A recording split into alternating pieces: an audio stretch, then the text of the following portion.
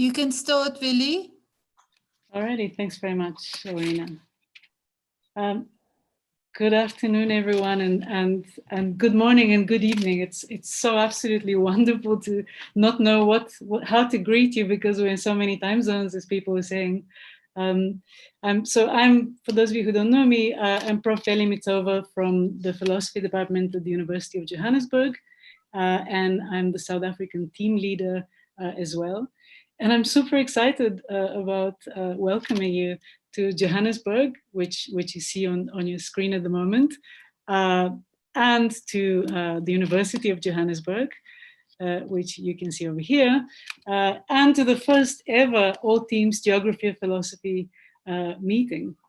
So I'm afraid I'm to blame for suggesting this workshop because I was rather excited about finding out what other teams are doing and what kind of challenges we are experiencing, both due to our particular cultures and due to our shared crazy times at the moment. So I thought this would be a good opportunity to do this. And just, I mean, I'm not going to waffle on, you'll be pleased to hear. I just wanted to thank Dr. Joe Raya, sorry, Joe, for helping me organize this. And the fantastic team at the UJ Library and ICS with Palesa and Aurina running the show, and our esteemed PIs, of course, Steve, Clark, and Edouard, and all of the teams from China and Eastern Europe and Ecuador and India and Japan and Morocco and Peru and South Korea, and all of you for coming here to watch this exciting event and for making it possible. So our first speaker and the keynote is Edouard Macheri, who's asked me to not waffle because he needs lots of time. But I have to say that he's a distinguished professor at Philosophy Pittsburgh and the director of the Center for Philosophy of Science, as they have it on their logo. And he's going to present to us today the first findings on wisdom. Edouard. All right, thank you very, very, very much for this introduction. Let me just find it. Okay, why isn't that showing up?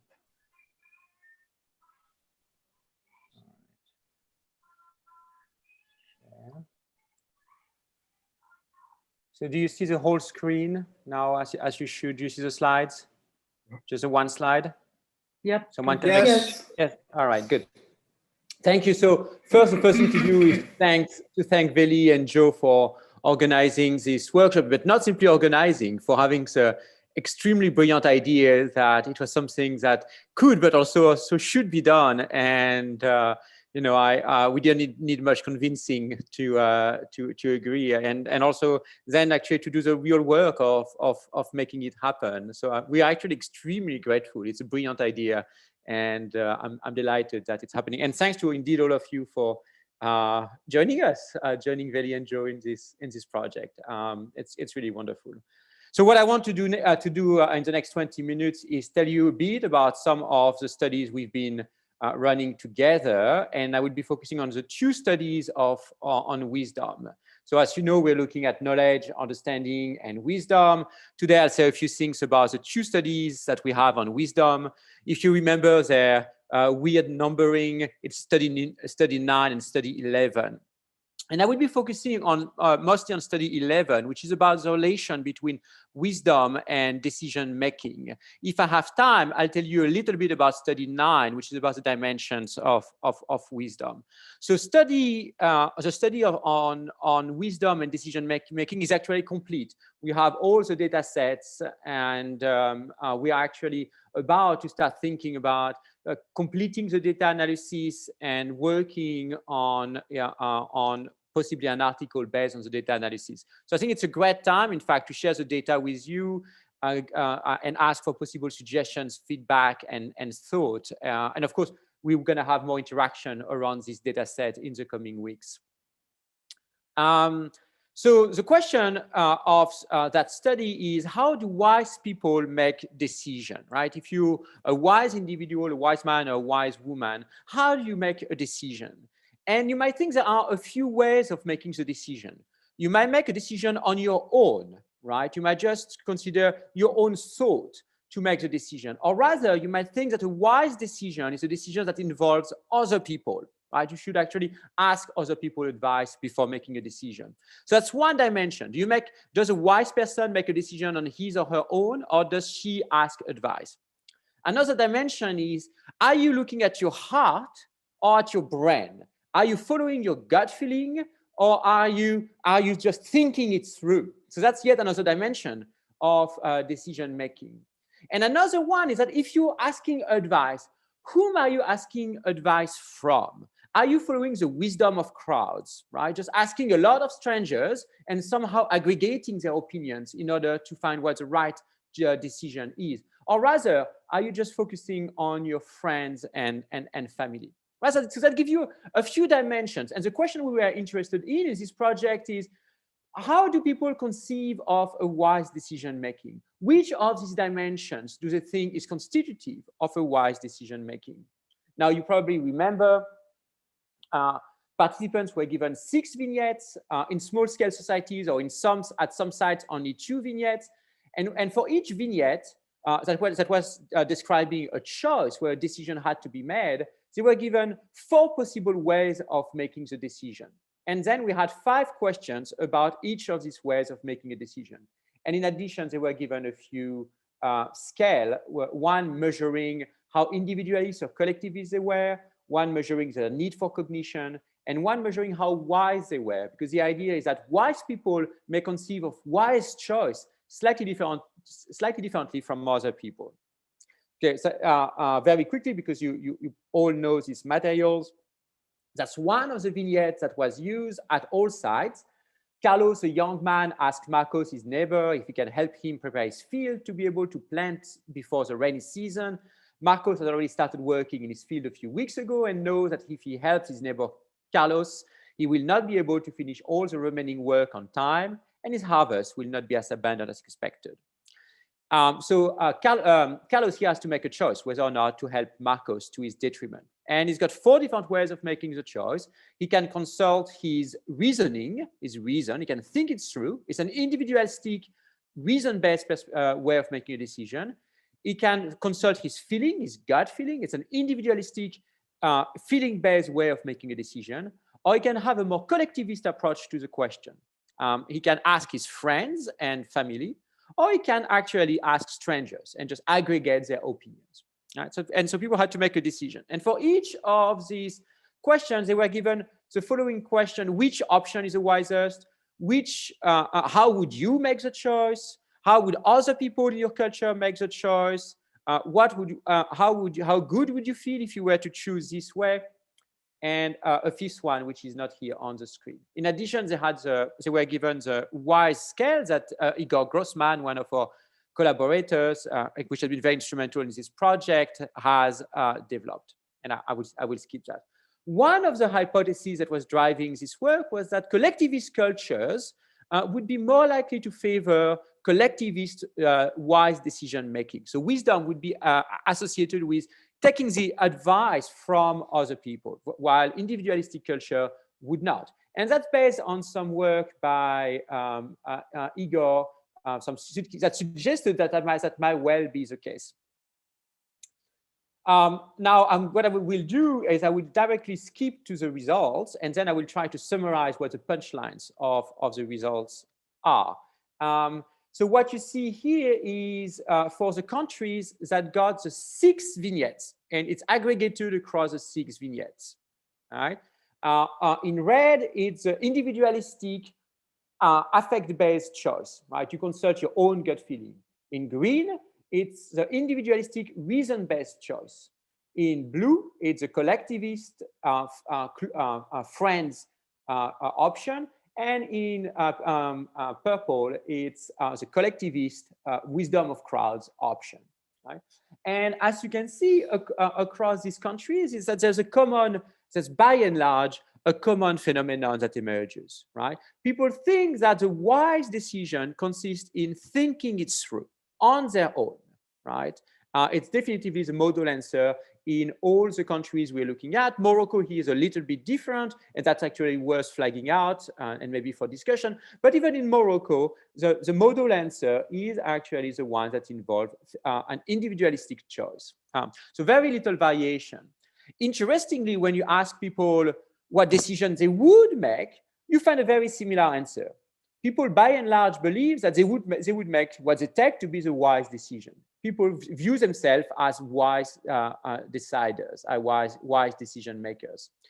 However, when you ask them what decisions other people would make, you see a reversal of the preference, right? Other people actually are taken to follow another strategy, not the wise strategy. They're taken to follow a collectivist strategy consisting in asking advice from friends. So you see here a reversal of a first person, where the individual takes himself or herself to make a wise decision in that kind of situation, while others would be making a suboptimal, not unwise decision. All right. You find a similar phenomenon when you move from a similar pattern when you move from the countries that were given the 6 vignettes to the countries that were given only the two vignettes. And here you find a similar phenomenon, except for 2 countries, which I think are again worth flagging out for at least discussion. Ecuador, the Chihuahua, where instead of having one modal answer that emerges, namely the individualistic reasoning-based answer, you actually find that the first 3 options, the 2 individualistic strategies and the one consisting in asking friends, are equally favored. And in this very well-known other small-scale society, Germany, you find a very similar phenomenon. So surprisingly here, Germany and Ecuador are quite similar. Now, one possible worry here with this data set is that it looks like one might worry that people are given random answer, which would explain why they give similar votes, so to speak, to the options. On the other hand, it's not quite the case, because even among the Chihuahua in Ecuador, the 4th option, the wisdom of crowds, is dispreferred. Now, I find the German pattern a little bit strange, but be it as it may. And again, you find the same pattern, right? What people think is the wisest decision is the one they take themselves to be making. And again, you find the same pattern that others actually would be making an unwise decision, right? So that's the pattern that one finds here. If you look vignette by vignette, so what I've shown you is aggregated across the 6 vignettes. If you look vignette by vignette, you find the following type of results. For 5 of the 6 vignettes, you find the same pattern. However, one of the vignettes, the Linda vignette, which involves, if you don't remember, making a decision about a vacation, shows quite a different pattern. And in fact, for that kind of decision, intuition, an individualistic decision based on intuition is favored in all the sample except India. Here, again, an interesting bit of variation. One question that we were interested in this project is whether we would find differences between students, and non-students. Part of the idea being that all over the world, students might be more similar to one another than non-students. After all, they're the same age, they're roughly the same socioeconomic status within their own society, they have the same interest, they interact in a worldwide manner through social media, they see the same platform, they see the same videos on TikTok, and so on and so forth, right?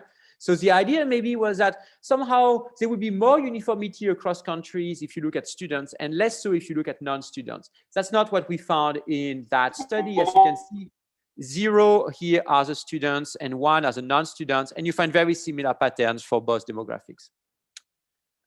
What you see here is a question about how do you feel good about yourself, and I apologize for the color coding. The person who did the graphs, so it was a good idea to change the color during for the graph. So here the colors are inverted. Red is the collectivist option, asking friends. Green is the collectivist option, asking strangers.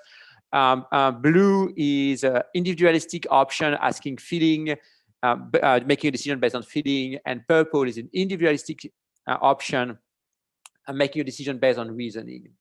And what you see here is very much in line, is somewhat in line with the previous results. In most of the countries, remember that the individualistic option was preferred. And you see that the ones that would make people most happy in most of the samples. You find the same type of phenomenon here. All right, let me just keep that. Now, what I want to do next is try to summarize what I take to be the punchline from this data. It's not a complete data analysis. It's just a first pass. We will do more. We actually are hoping that some of you might be interested in helping us. What we see is, by and large, a surprising amount of uniformity across countries, where people think that a wise decision for most of the vignette consists in thinking it through on your own, basically. So, however, but most people think that they would themselves make that kind of decision. However, there are two exceptions to this pattern, one among the Shiwiya of Ecuador and the other one in Germany. I'm not quite sure what to make of that, and I'm open to suggestion and discussion about the meaning of these two exceptions. Okay, that's the first thing. The second interesting result that emerges from this pattern is what is known as the idea that one is an exception, that each of us is an exception. Everyone else is a fool and would make an unwise decision. However, I would make the wise decision, right? So people have an exaggerated impression of their own decision. You know, that it does connect with an extremely large literature in psychology. Everyone is a better driver than everyone else. Everyone is unlikely to suffer from the biases that everyone else is suffering. So that's a very well-known phenomenon in psychology, which has been shown in tons of different ways.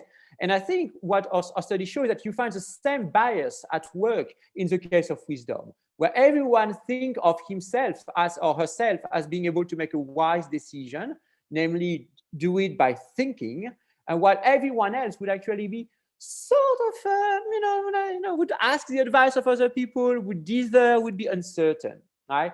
And I think that's a really remarkable, and given the demographic stability of this result, it's really remarkable to find the same bias at work across various types of societies, various types of demographics.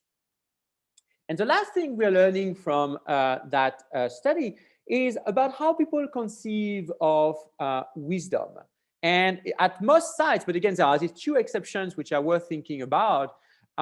Really, the wise decision maker happened to be not necessarily a man, as is represented in the picture here, but at least someone who is thinking through things on his or her own, right? A wise decision maker is someone who, when he or she has to make a decision, shut down the noise, don't listen to other people, shut down his or her own feelings that can be misleading, and try to sort out what the right answer is. And one of the surprising facts here is that, contrary to what we had expected, there is no collectivist versus individualistic culture phenomenon here. You find the same preference in Asian cultures and in Western cultures, a common distinction between collectivist and individualistic cultures, among students and non-students, and among most small-scale societies and also industrialized society. And religion here doesn't seem to matter either. So that's a really a surprising phenomenon. Again, there are two exceptions, Germany and Shiwiya in Ecuador, and I'd like to hear thoughts about that. Now, one possible limitation, which is extremely serious for that study and for the conclusions we might want to draw, is that the effect, namely the one I was just talking about, right? So the idea that a wise decision maker is someone who thinks through on his or her own, might be driven to some extent by the vignettes that were given to participants, right? It might not be a universal conception of what a wise decision making, but it might be rather domain specific. When confronted with such and such domain, one should use reason on his own. However, there may be differences. One reason for other choices.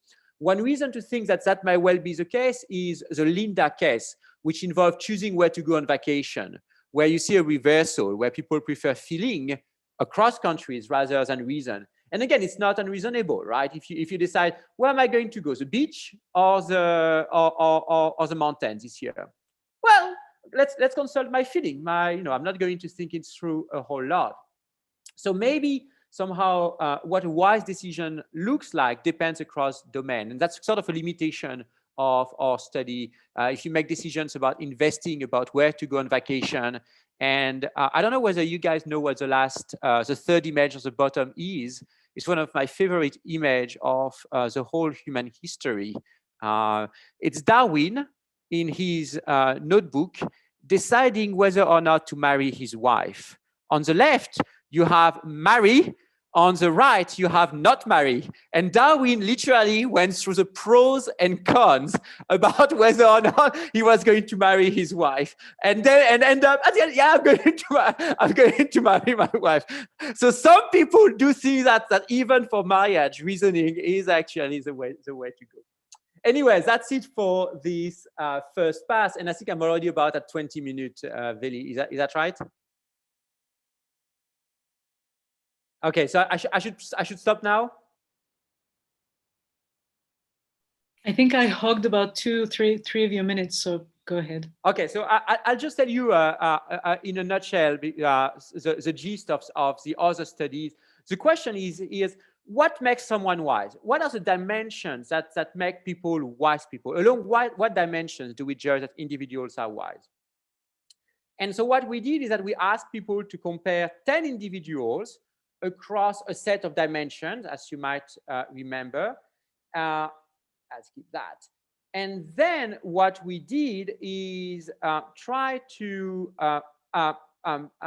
factor analyze their comparison between people in order to identify the dimensions that make people wise.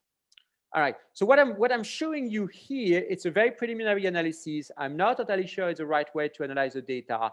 And I'm actually, but I thought that's an interesting set of results. So what we've done here is that we've identified the dimensions across all the data, right? So we've put all the data from all the countries together, and we've identified the 2 dimensions that predict the variance.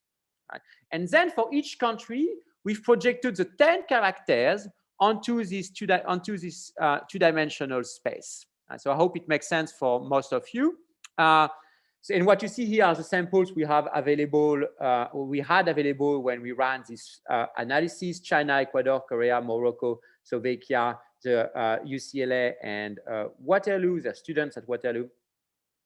And what you can see here is a set of interesting phenomenon. When you fix the dimensions of the space, so the dimensions of wisdom, so to speak, you see again a fair amount of stability across countries. You see, for example, that the politician, which is Paul, the physician, which is Med, and the scientist, which is Sai, happen to be clustered together, usually at one end of the cluster of the x-axis and on top of the y-axis. You see that U is on top of the y-axis and at the opposite end of the x-axis, right? You see that 12, the 12-year-old, the child, the example of a non-wise person, is at the bottom of the y-axis and varies a little bit in his position in the x-axis. And you see also a cluster of the teacher, the 75-year-old, the 45-year-old, and the fair individual, which happens to be clustering together in pretty much all of the sample. That's another way of presenting the same data here. What we've done here is just keeping the 2 dimensions. And for each of the 10 characters, we are showing you where each countries are locating them in these 2 dimensions. That gives us a sense of the amount of variation. As you can see, for example, the 12-year-old, there's an agreement across countries that is very low on one of the dimensions, and there's disagreement about the other dimension.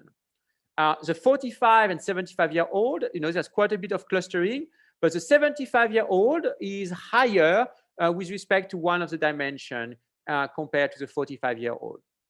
And again, the physician, scientist, and politicians are clustered together. And U is clustered on one of the X and one of the Y.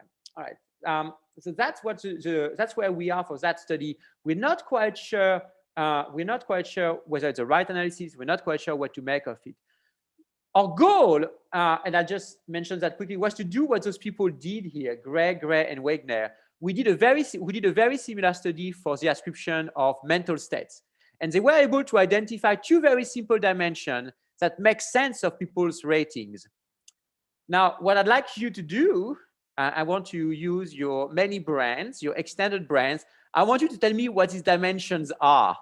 So what are the dimensions that we are? What is the X dimension here? And what is the Y dimension that makes sense of the location of individuals here on each of these graphs, right? And I'm not quite sure what these dimensions could well be.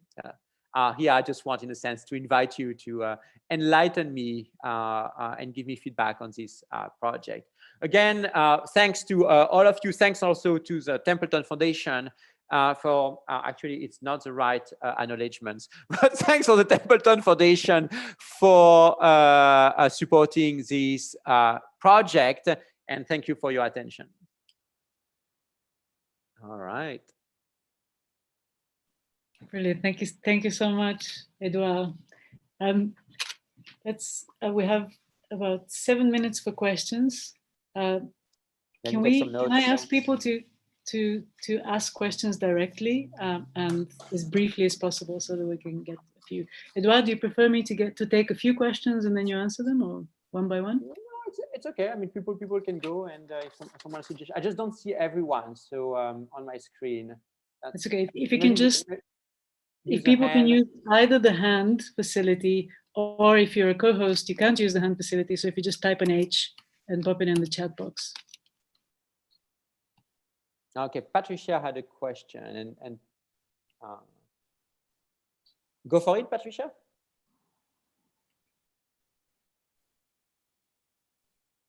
Oh, I don't hear you, Patricia. Hi, can you hear me now? Yep. Yes, I can. Yes. Okay, perfect. Sorry, my mic was on mute. I wasn't expecting to have to ask my question in person, but really just amazing work. I want to thank you for sharing it with us today. So basically, as I was listening to your talk, I was like quite excited to just hear from your perspective whether you think the fact that there was such a huge correlation in between the different countries and the fact that most of them opted for the individualistic approach, whether it's like a relatively modern thing that's happening throughout the world. Yeah, because of the political status that we're leaning towards, economical status, I'm thinking democracy, maybe perhaps everyone has a voice, yeah, and reasons in a particular way. Yes, and then I thought back to how things were before, and as I mentioned, maybe the Incas and some of the Native American cultures, who definitely used to rely on a different form, which was the collective. Yes, so do you think it's modern? And secondly, is there a form that you prefer yourself, and why? The second question puts me a bit on the spot. So I'll answer the first question first. I think that's a very reasonable hypothesis, or the speculation that the form of form of political decision making, as well as economic decision making, capitalism, namely, might have an influence on the way we conceive of the wise decision making. I think that's an extremely reasonable hypothesis. And in a sense, we before doing the project, we were expecting some variation in that dimension. We were expecting, for example, small-scale societies and to be more likely to lean toward collectivist decision-making. But surprisingly, that's not what we found. Now, it may be that even the small-scale societies, except the Shiwiya, tend to also have already been sufficiently influenced by market integration and various political forces to prefer individualistic decision making. So that's a possibility. In any case, I agree with you that it is a reasonable hypothesis that it's partly driven by various social forces, including market integration and political organization. we don't have good evidence that it is the case, but that's very reasonable. And the second thing is, what form do I prefer? That relates to what I took to be the limitation of the study. In a sense, I would answer, well, it depends on the question. For some question, I'm going to be preferring to make a decision on my own. For others, I would think it would be unwise. So I think that's a limitation of the studies here, is that there isn't enough thought given to the domain of choice, one might say, and that wisdom might vary across, wise decision making might vary across domains. So for food, for example, I clearly will not ask my family to help me choose my food. But for, I don't know, maybe whether I should, I'm French, I immigrated to the US, I clearly talk to people before making that decision. I talked to my family because they were impacted in some ways by this decision. So I do think it does vary a bit across context. Thanks. And we have a question from Lua Policelli.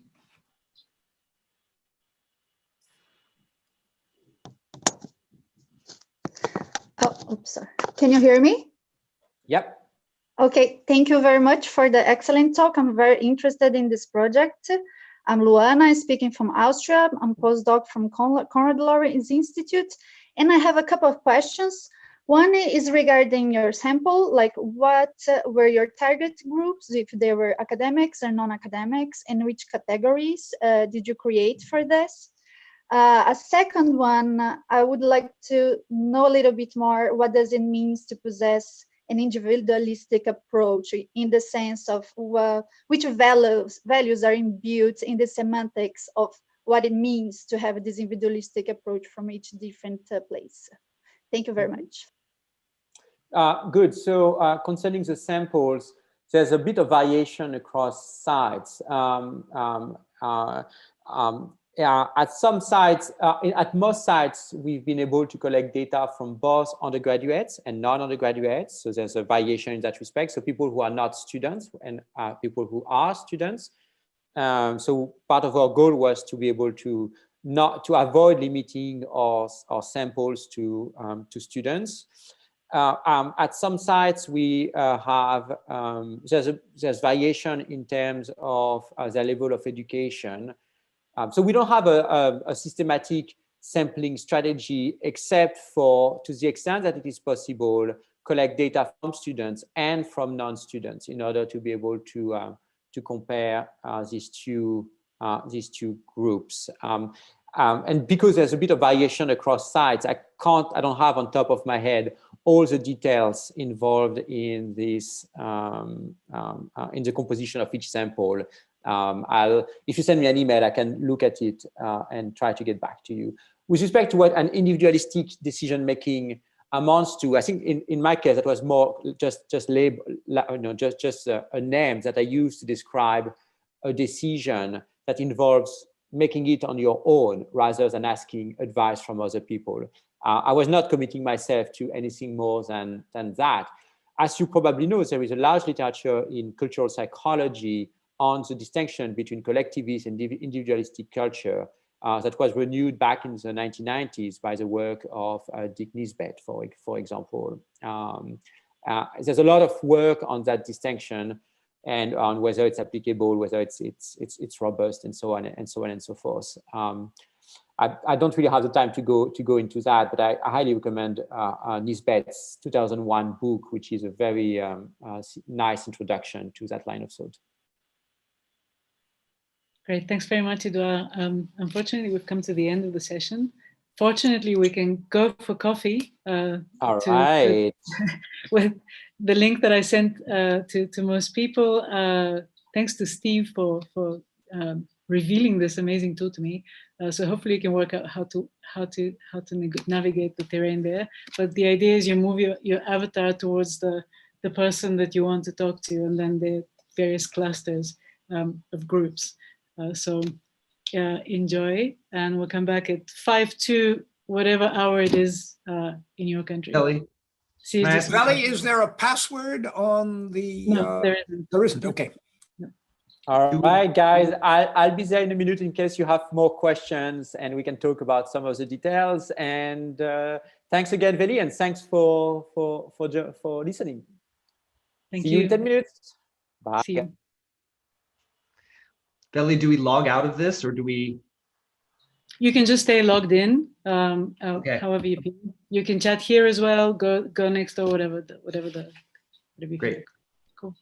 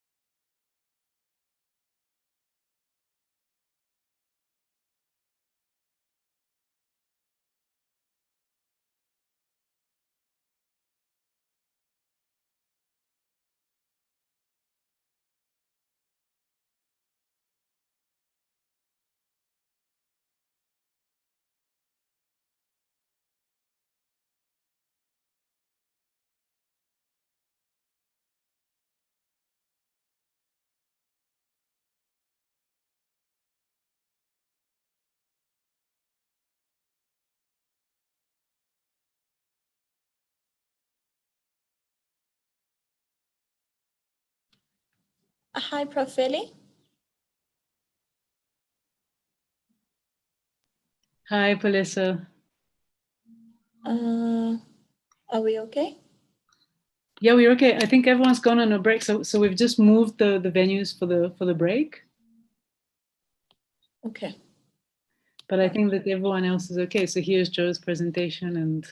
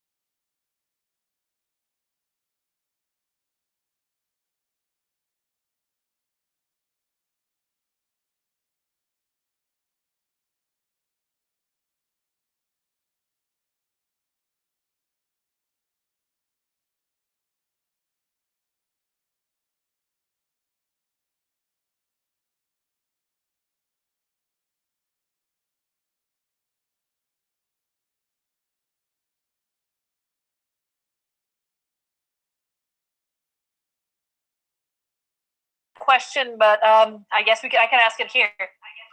Yeah. Oh, I can hear myself back. Oh, reverb.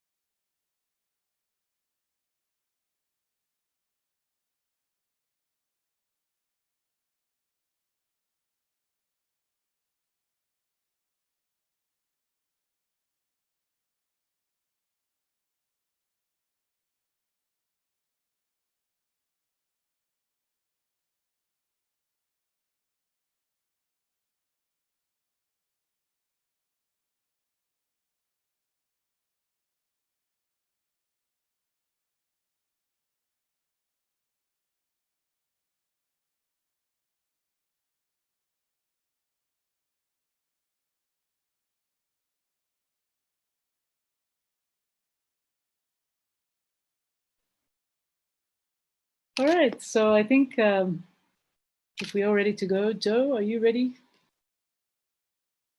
I think you need to unmute. So there we go. Yeah. All right, it gives me great pleasure to introduce to you Yassine Raya from our very own UJ. And she'll tell us today give us a bit of an update on the South African team. Hi. Hi, everyone. Good evening and good morning and good evening and afternoon and what else can I say? So anyways, I'm here to present to you the South African team's update on the Geography of Philosophy project. But before I do so, I wanted to say a few words about this year and about this workshop. First of all, I think we can all agree that it has been one hell of a year. But honestly, I don't want to dwell on this. Instead, I hope that this will be a fruitful way to start a discussion and that in the next 2 days, we can all share and learn from one another. And in that sense, our hope for this workshop is that we can start creating a more connected and collaborative global geography of philosophy platform.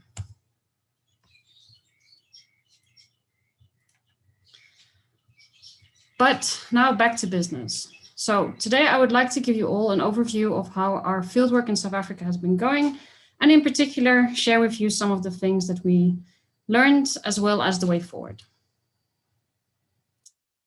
This presentation consists of 3 sections, and in each of these 3 sections, I will focus on qualitative research, quantitative research, and translation work. First, I will focus on the background, where I outline our original 2020 plan and the basis on which this was formulated.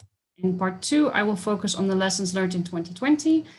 And finally, in the third and final part of my presentation, I will focus on the way forward. So first, I'm going to give you a brief overview of the languages, the studies, and the populations we aimed to focus on. And this will then be followed by the lessons learned in 2019, which feeds into the formulation of our original 2020 plan. The original planning contained 3 languages, 1 standardized language, Afrikaans, and 2 non-standardized languages, isiZulu and Setswana.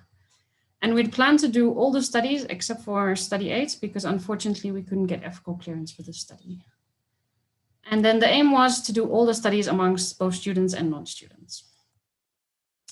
So in 2019, we tried to do a number of studies, and I would like to use 2 of these to compare notes on and to show you what worked and what didn't work. So I'd like to look at study 1 and study 11. Study 1 was qualitative and study 11 was quantitative. And the very nature of this made us choose 2 different types of approaches. So for study 1, we used the face-to-face approach, and study 11 was done online. So for study 1, through this face-to-face approach, we had access to both students and non-student populations, while for study 11, we only really had access to a student population. For study 1, we used convenient sampling, while for study 11, we used random sampling, whereby all of UJ students were targeted and had an equal chance to participate. What we found for study 1 is that the participant recruitment went smoothly, and we had a high completion rate in the sense that everyone who agreed to partake, they completed the interview. Instead, for study 11, we had incredibly low response and low completion rates. In terms of getting translations done of the studies, just a bit of background. We always try and use students, or to give students the opportunity to work within our projects, because often for our students, it's the only way to get work experience and to earn some money. And from our experience in 2019, this was a feasible option, but translation issues need to be considered per language, whereby the main difference between the languages was dependent on whether they were standardized or not. And from study 1, we had learned that for non-standardized languages, it really helped if we could allow students to work in groups when doing the translation. So getting a group of students together to do the translation, and then a different group of students to do the back translation. For standardized languages, this really did not require group work, and individual students could do the translation and a different student could do the back translation. Then on the basis of this, we formulated the 2020 data collection plan, and this was going to go for all the QUANT and QUAL studies. In terms of the type of research we wanted to do everything face-to-face. Because we cannot pay participants in South Africa, going the online routes proved to be difficult. Instead, if we did face-to-face interviews, we had better response rates. So we figured, why not just do all of the studies face-to-face? In terms of the student population, we would have done the recruitment on campus. And for the non-student population, we wanted to use a kind of convenient sampling, whereby we planned to train students to conduct interviews, and they would go into their respective communities and areas to actually do these interviews. In terms of the translations, we planned to limit the number of non-standardized languages because it proved to be quite difficult to get these translated.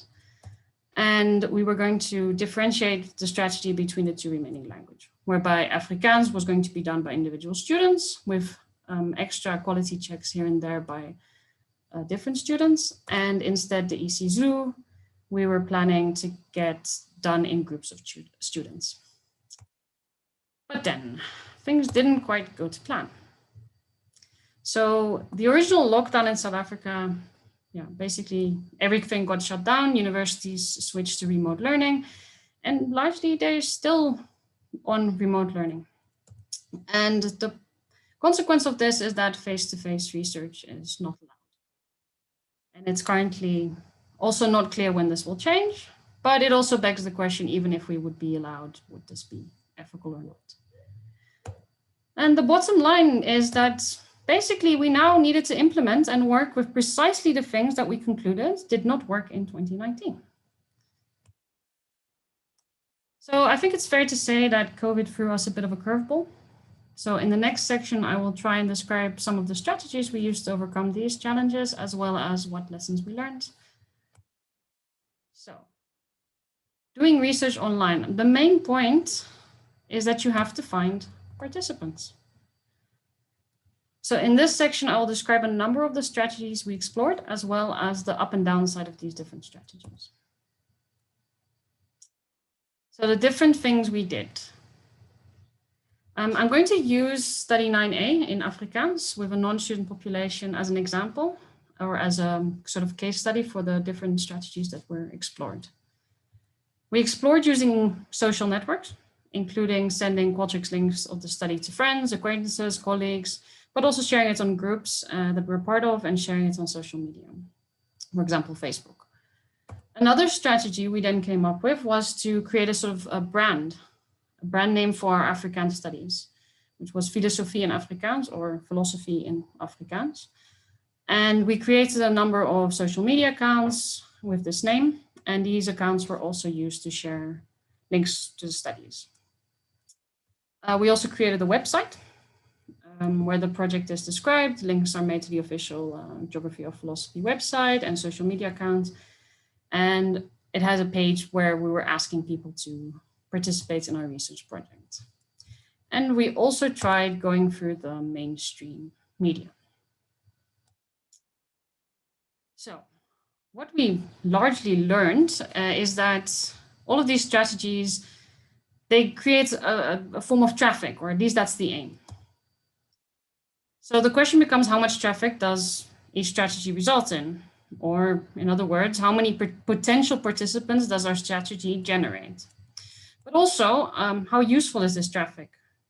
What completion rate does this traffic have? Or in other words, how many of these potential participants actually start a survey and moreover, actually complete it? What we learned was that the traffic from personal networks does not create large amounts of traffic, but the traffic it does generate has high completion rates. Instead, social media posts were tricky also to analyze, because it looks like what happens is that a large amount of people see the posts, but that doesn't mean they click on them. So effectively, while we have a large amount of exposure, it does not result in large amounts of traffic. I can say, though, that the traffic it did generate resulted in okay completion rates. And then media posts by far generated the most amount of traffic, but the completion rates here were quite low. So in the next slide, I'm going to go into a bit more detail on how the media posts worked.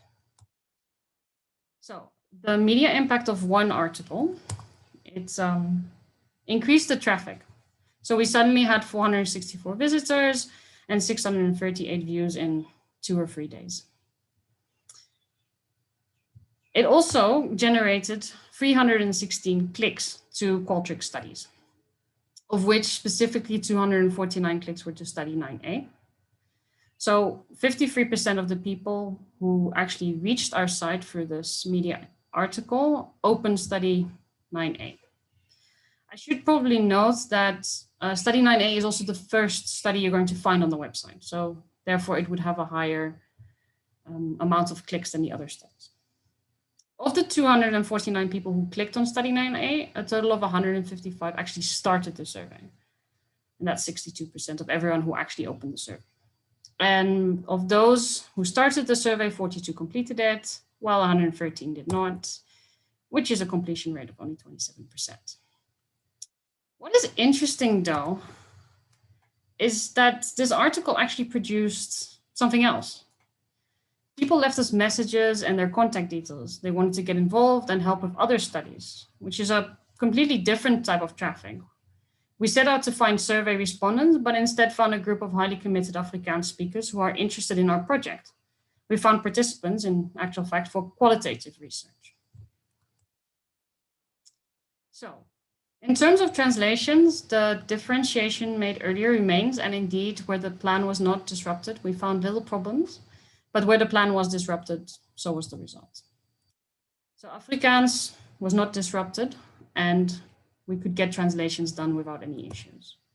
But isiZulu was disrupted, and where we tried to use the same approach as we did with Afrikaans for isiZulu, because we could not get groups of students to work together, the end result was poor translations with many discrepancies between the translation and the back translation.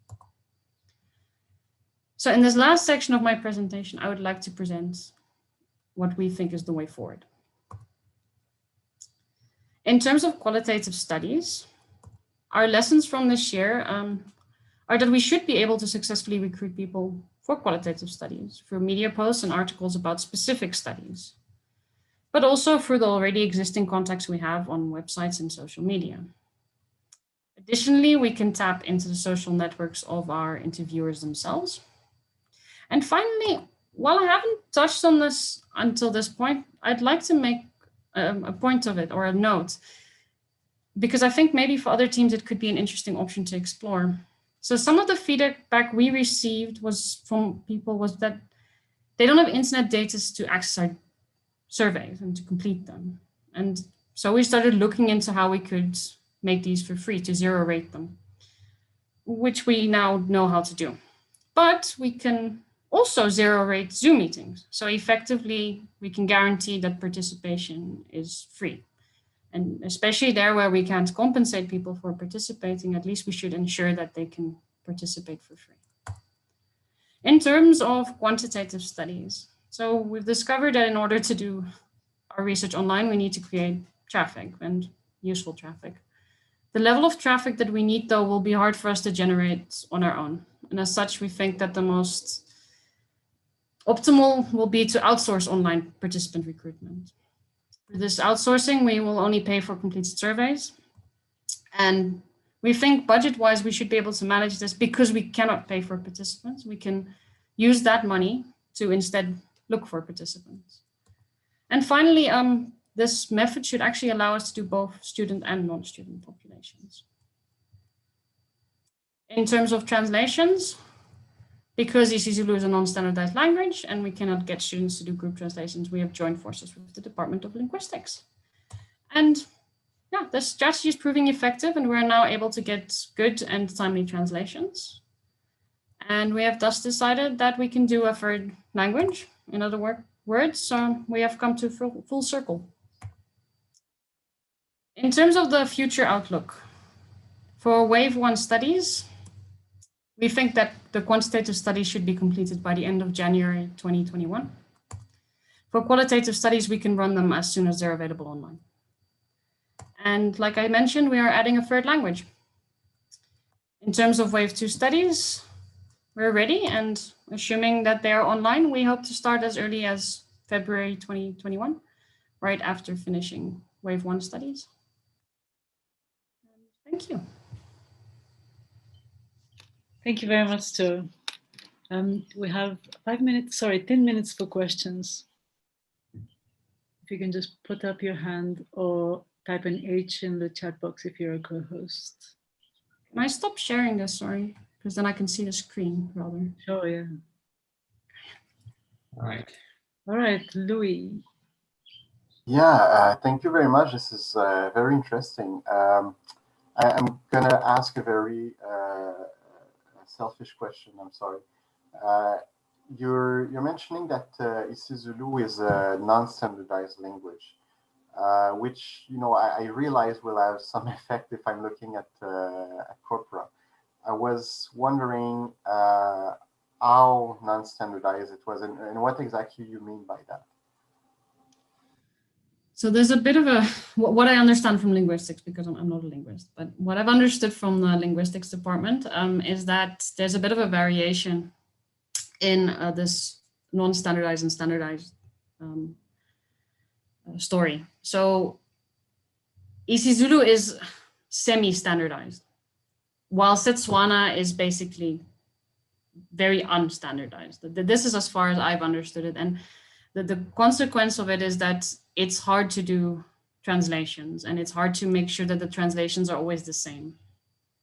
If that answers your question, I'm not quite sure.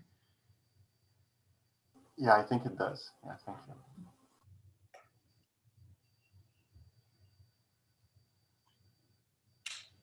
Edouard. Yeah, so I was interested by, I've got a comment and a question. I was interested by the 27% completion rate, which I don't know what your opinion is, but I thought that isn't really bad at all. I mean, it's not you're not being able to participate. Now, of course, it's only 600 people, so that's a bit of an issue. But if you can reach more than 600 people and get 1 out of 4 to complete the study, that's really not bad at all. You're not paying the folks. I actually find that quite remarkable that you're able to get 25%. I think I can explain why. Okay, go ahead. Okay, so do you think it's good or bad? I think it's actually really remarkably good. It's just a matter of reaching out to enough people. Okay, so the story is a little bit more nuanced in a sense.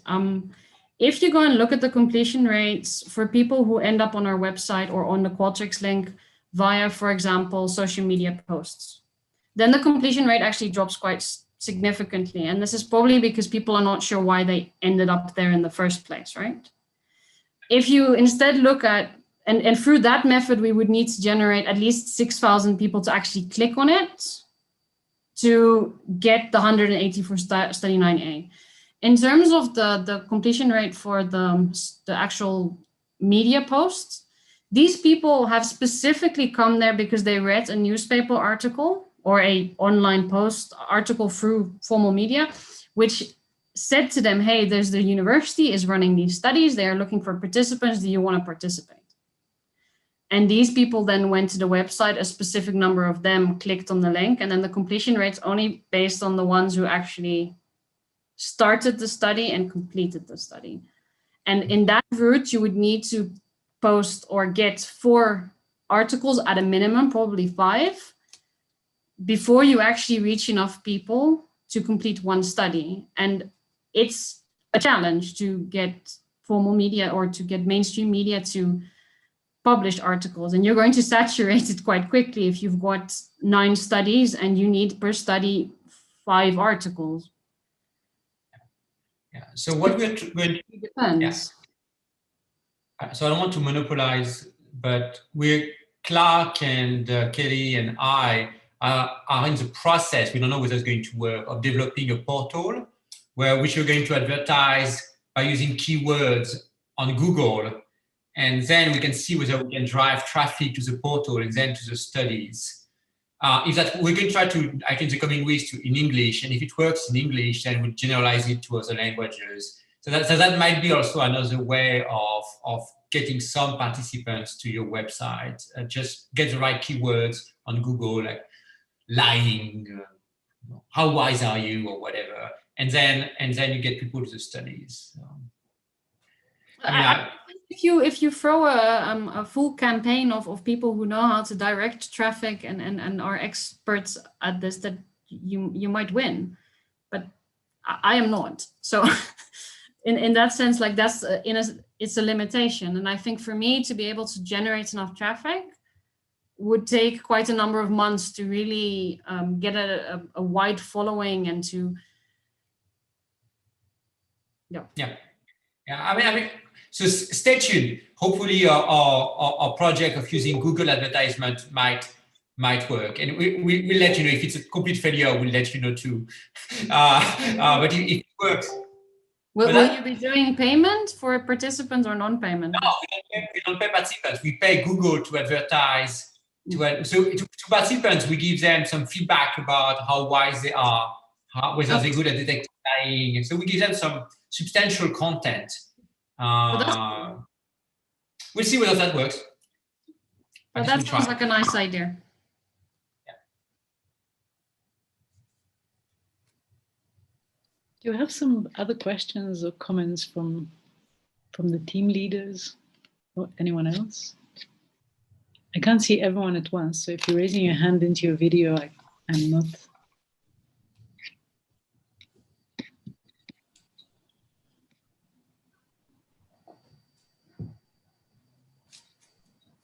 That is a question, I think. Yeah, I was just going to say, I know we have other presentations coming today and tomorrow. It would be nice to, Joe, I really appreciate that presentation. I learned a lot from that. And I'm wondering, it would be nice to hear from the other teams, what I don't know if that's the plan, to hear whether other teams have similar experiences, but even if it's not today in this meeting, to gather thoughts on that we can then use to collectively strategize about the best way to implement Wave 2 seems really useful. Thank you.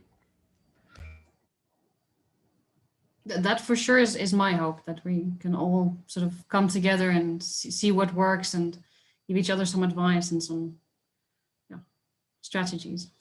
I mean, one thing that I've been, I think we've all been a little worried about, and it came up in one of the questions following Edouard's talk, is the distribution of participants that we have in these studies that, in some ways, it seems like an odd collection. So, if there are ways that we can reach more people in the different countries,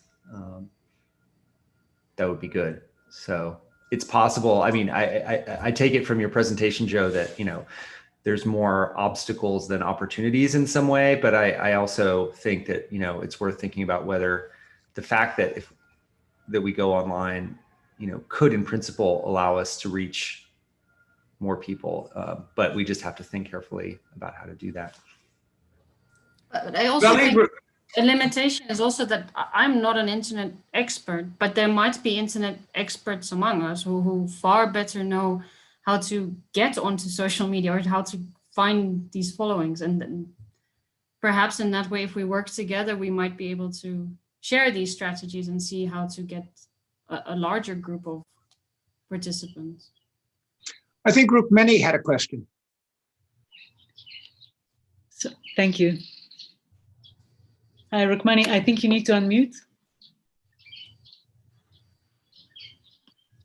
I had my hand half raised because of the fact that, my question is very inarticulate, but I think that we might be among the countries which have 3 languages, and we have continuously looked at 3 languages, and I would like to understand better. Now, all these 3 are standardized languages for us, but there is a problem of script which we have and which you may not have. So Hindi has a distinctive script, Tamil has a distinctive script, and Meitei is written in English.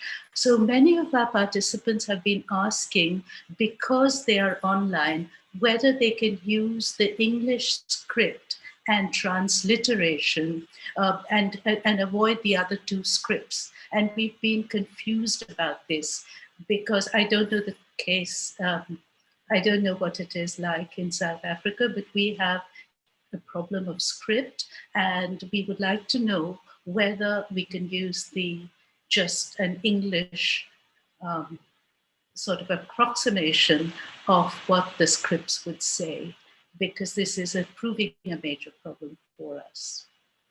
So if anybody has, I don't know whether Josiane has comments, but if anybody has, we would be grateful. We don't have that problem, so I think I'm going to refer you back to the PIs. I mean, go ahead, Edouard. I don't have a complete answer, but so I can just give you my gut reaction. I think the answer is yes.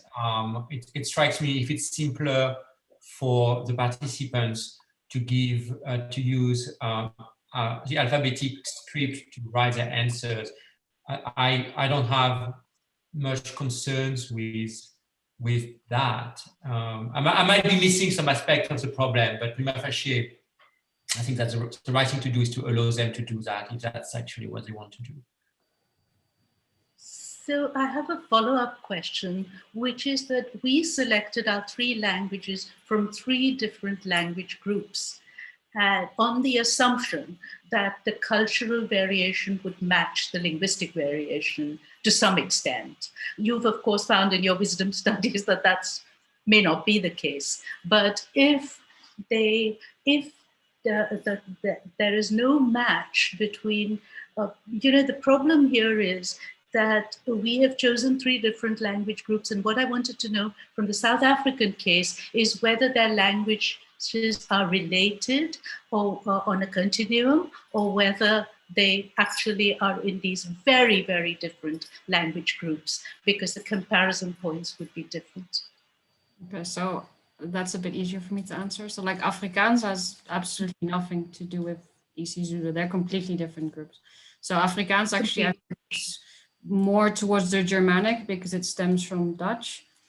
And then isiZulu and Setswana, which was originally the plan, also differ. They're also from different language groups, although they'd probably be closer, but they are from different language groups. Mm-hmm.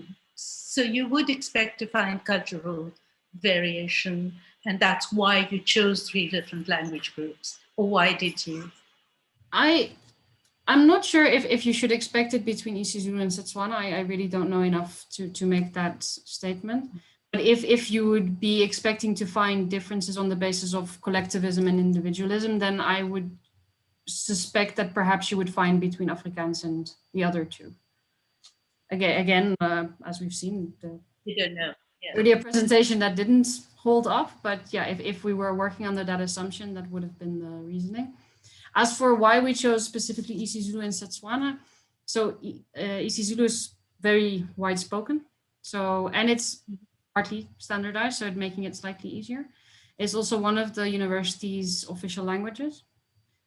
Setswana is not actually, but Setswana, I was told when we were choosing, is the sort of like umbrella language for one of the other official languages under the university, and it's more widely spoken, therefore in theory should have been easier to translate, although in practice that proved quite tricky. Especially Setswana was, when we were doing it, a bit of a nightmare. Yeah, well, I'm shaking hands with you across the screen. I'm happy to shake it back. Wonderful. Thank you very much, Joe. So it's time for our break again. We're going to reconvene at past. Does anyone want to ask me questions about the break space? If you haven't worked out how it works yet, I can answer questions. Otherwise, a round of applause to Joe. And we'll see you back with Pablo's presentation shortly. Pablo, if you can just stay behind so we can test out your PowerPoint quickly, if you don't mind. Sure, Veli. Hi, how are you doing? Good, good. Nice to Good see you again. Yes. I have a presentation, the same one I sent to you yesterday. Should I just share it in the screen? Do you want right? to just try and share your screen, and then we can go into the other space for the break? Okay. So just to make sure that it's all good. Can you see it? Awesome. Perfect. Yeah. Okay, great. Brilliant. Great. So then we can decamp to the coffee place. Okay. See you in 5 minutes. See you.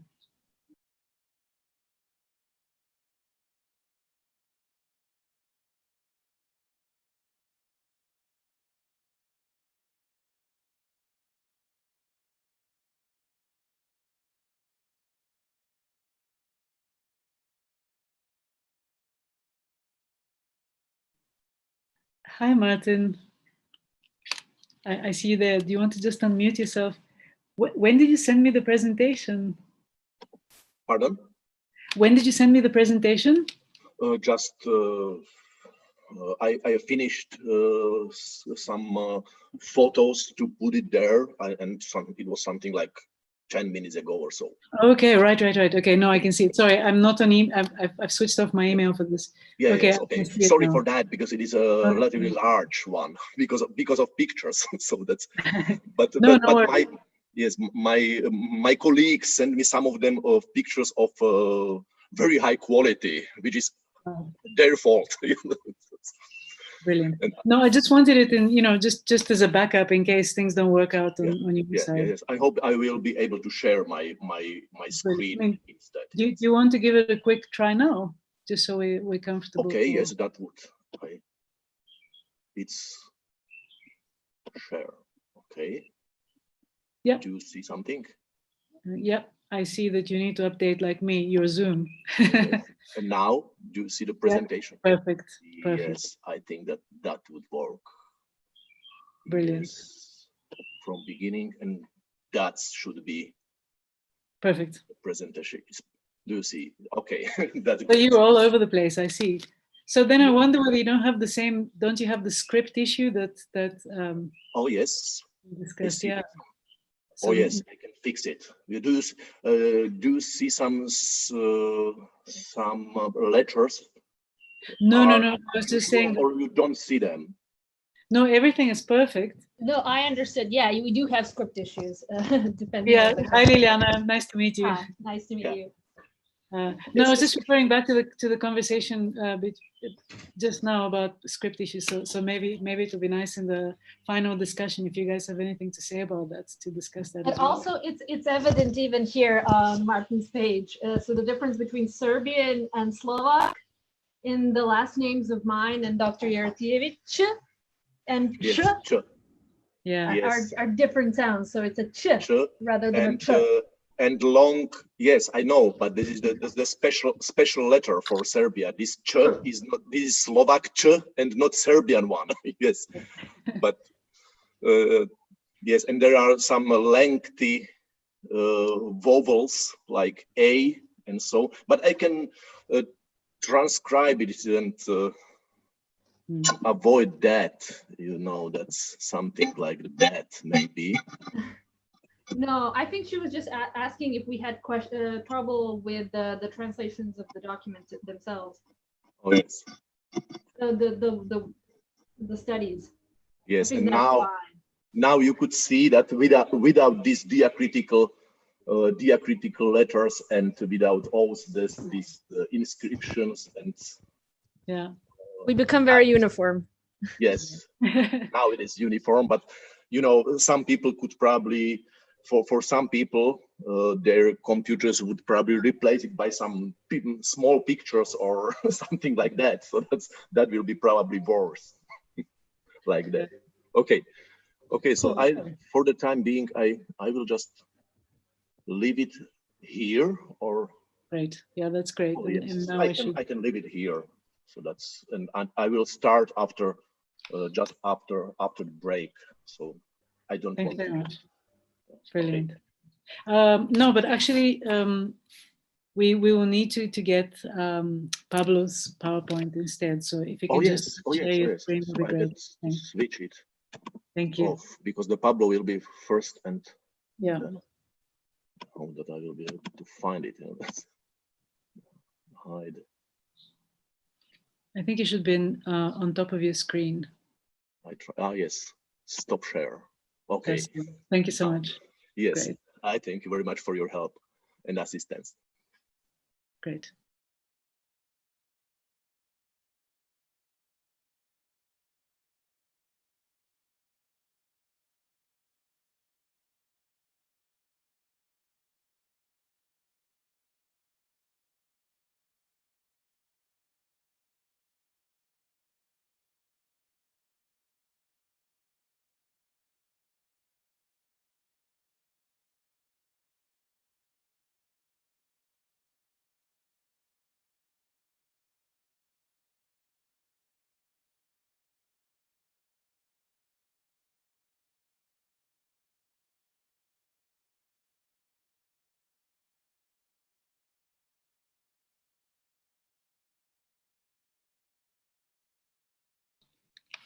Pablo, I'm sorry. We seem to have been very stingy with the break before your talk. I didn't appreciate that. Okay, you will tell me at what time you want to start. Let me just see whether the PIs are in, and yeah, no problem. Been letting in.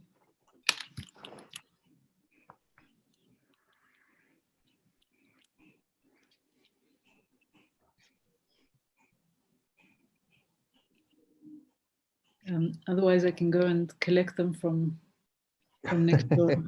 Oh, there's Clark. Hi, Clark. Hi, Pablo. Good to see you. Good to see you too. Yeah. Hi. How you all? Doing okay. Yeah. At least we're able to visit each other online. Yeah. Yes, Veli, there's a microphone on the coffee break page down at the bottom where you can broadcast to everybody there to come back. Yeah, the megaphone that Edouard was using earlier. Will do.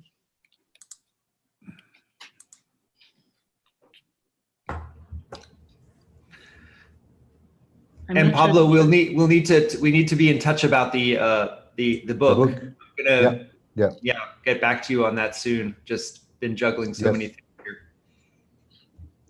Thank you. Yeah. Hi everyone, can you please get back from the pool into the leave your beers, man, and come. If only.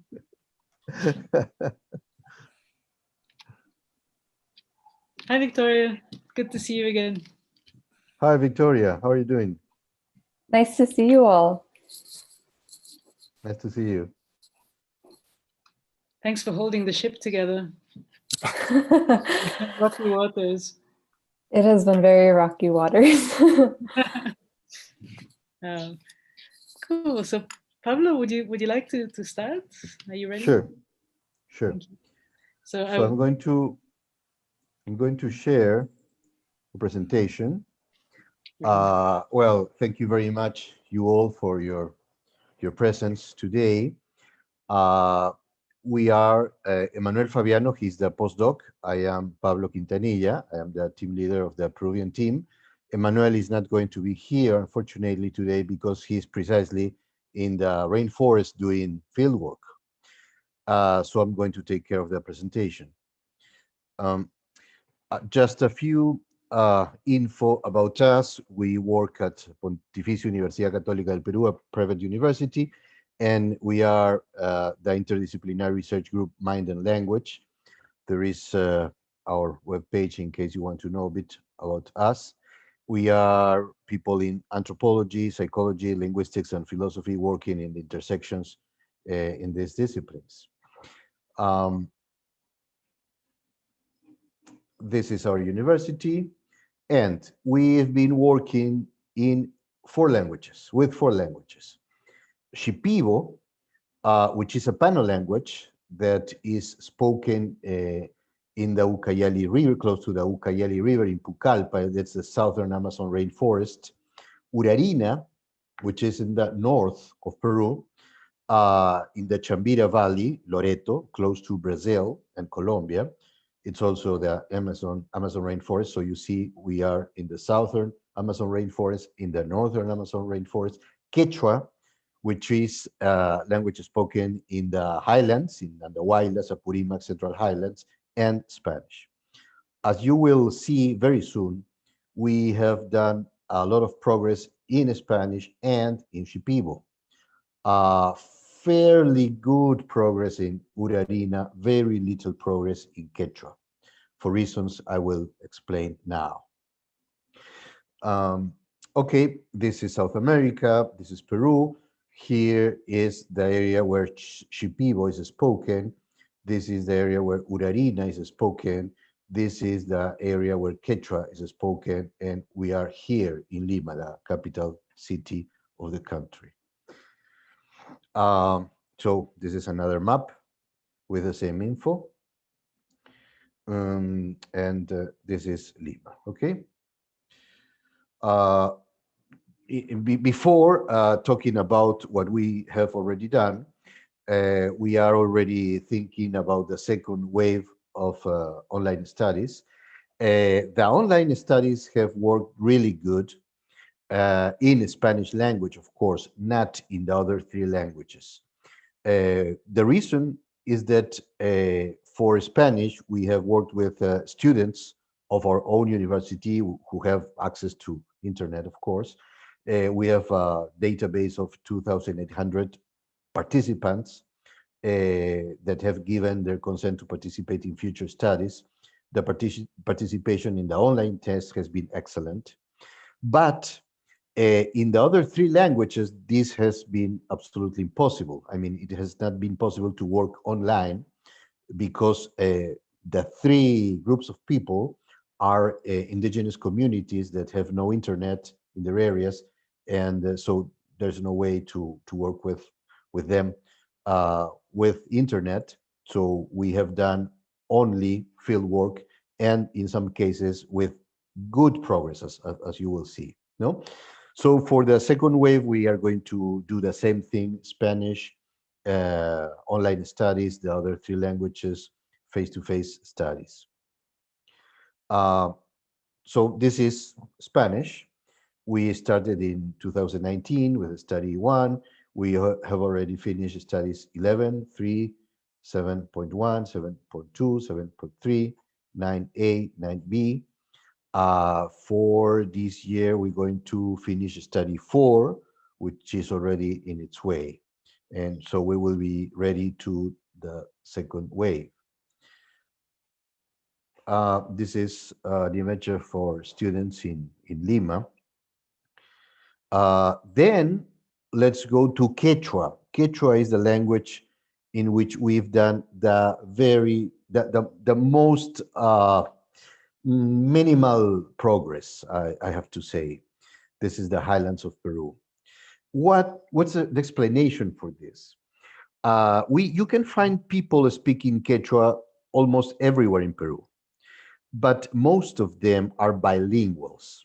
So we decided to work especially with monolinguals, and preferably with people that do not know how to write nor read, even in Quechua. The reason for this is the following one. Quechua, of course, is the native language of the main native language of Peru, but has been mixed with Spanish for 500 years.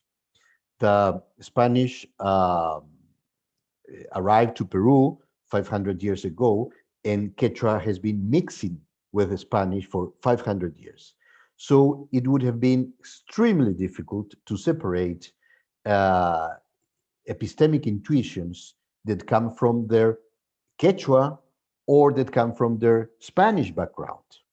So even when we talk face-to-face with people who are bilinguals and we ask a question about epistemic intuitions, we realize that they are mixing their Spanish intuitions with their Quechua intuitions.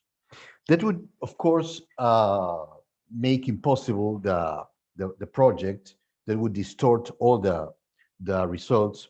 So we decided to work with native communities, as I said, monolingual communities, and preferably communities that don't even write nor read in Quechua. Well, Quechua has no, it's a literal language, but has been using Latin words from 500 years ago, and there are people who read and write in Quechua, but with Latin language, Latin letters. No, okay. So the department of Apurímac is in the south of Peru and borders with the department of Cusco, Arequipa, and Ayacucho. Its geography is very rugged, with very high hills and deep shafts. Almost all of the territory is more than 3,000 meters above sea level. The inhabited areas are between 2,500 and 4 meters above sea level. The Quechua language is used by the Quechua people and is considered the most widely spoken native language in Peru, with approximately 3 million speakers.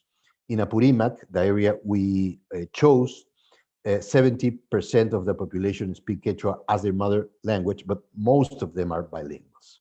No? So this is what we've done, only this. Study 1 in 2019. No?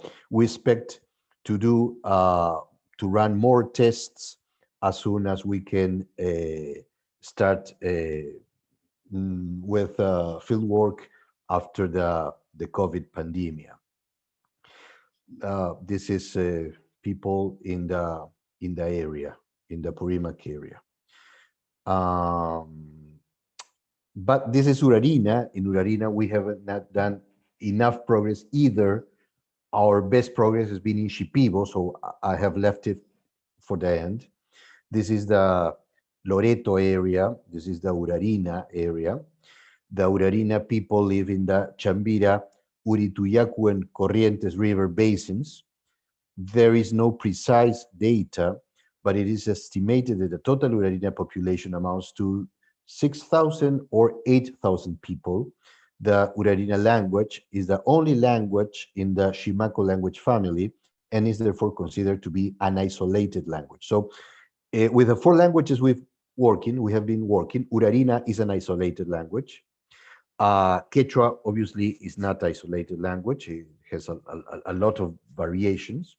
Spanish, even less. Shipibo is part of the Pano language. This is the Urarina people. In order to get to here, to this area, we need to do 2 days travel with canoe. We have to fly from Lima to Iquitos and then take canoe to the Urarina area. So not easy at all. Most of them are monolinguals and they are illiterate.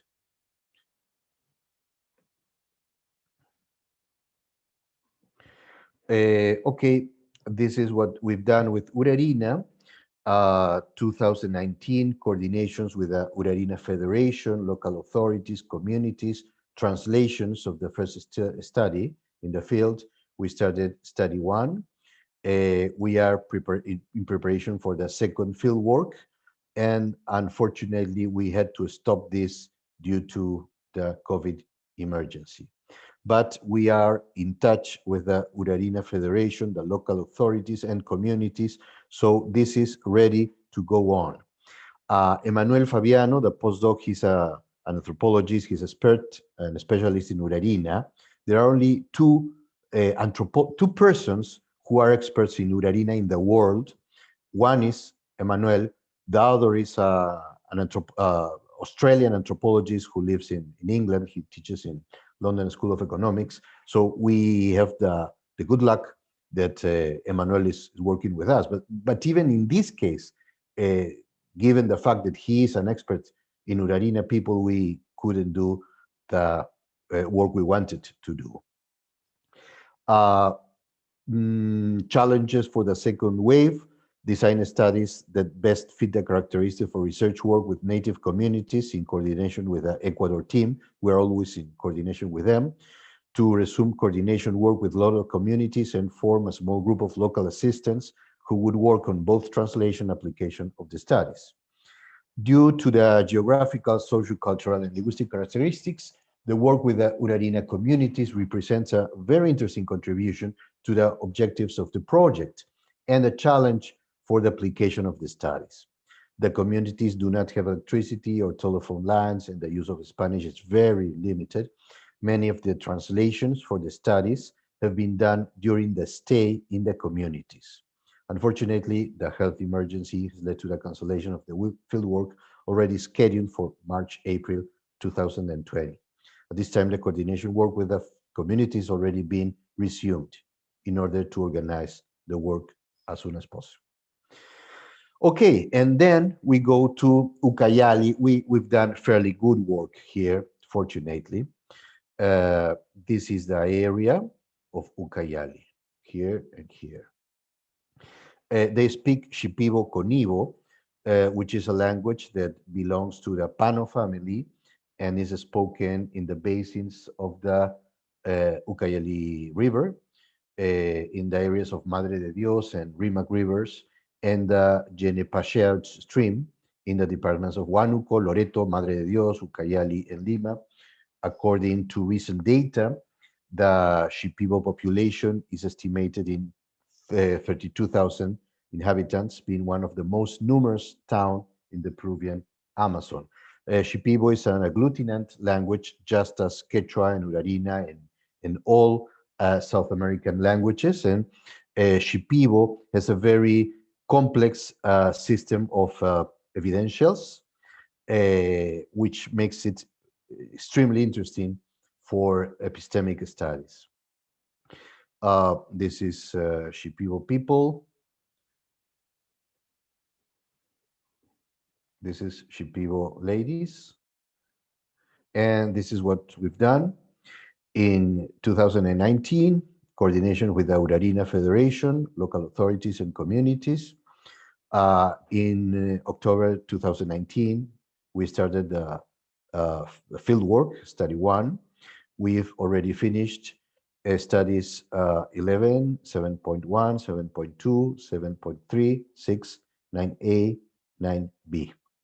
In March 2020, we had to stop the field work, and we are ready to start as soon as possible too. The participation of a large number of Shipibo speakers has made it possible to advance studies in this region. In addition to our coordination work with the Shipibo associations and organizations in the city of Pucallpa and other communities, thanks to the work done so far, has been possible to form a small group of local assistants, very active and dynamic. In spite of the difficulties due to the health emergency, Study 3 is currently being implemented, and data collection will be completed by the end of December 2020. Actually, Emmanuel Fabiano is already there, is right there now. Challenges for the second wave: design studies that best fit the characteristics of research work with native communities in coordination with the Ecuadorian team, just like the Urarina language. To resume coordination work with local communities and form a small group of local assistants who would work on both translation and application of the studies. And this is part of our team, not all of it. This is Emmanuel, the postdoc, and here is some of the people. So thank you very much. I am here to answer your possible questions and comments. Thank you very much, Pablo. Questions and comments?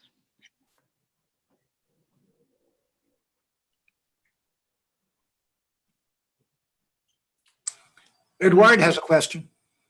Yeah, but Alejandro and Jenna have, so I can ask mine later. No, go for it. Sorry, I've got two screens and I couldn't see you. Okay, Alejandro, go for it.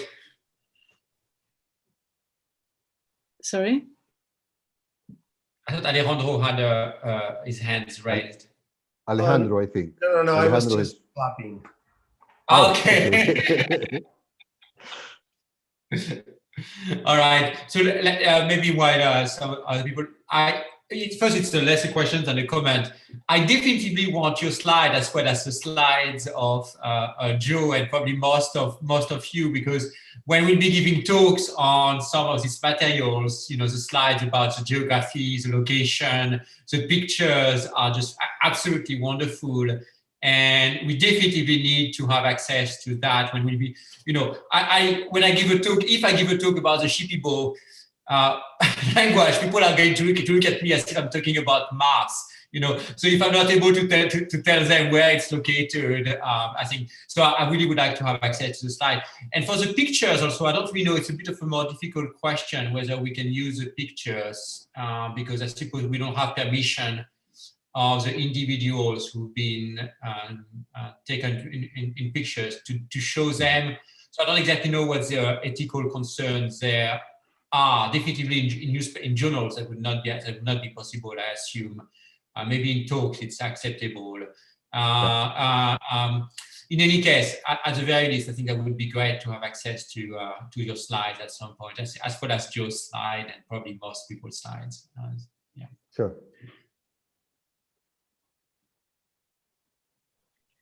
Louis has a question. Yeah, I was wondering, so I find it really interesting that you're really looking for people who are as, unspoiled by the Western culture. And I was wondering, like, what's the status of the internet in those indigenous communities? I know that in Canada we have communities that don't have tap water or electricity, but they're on Facebook all the time.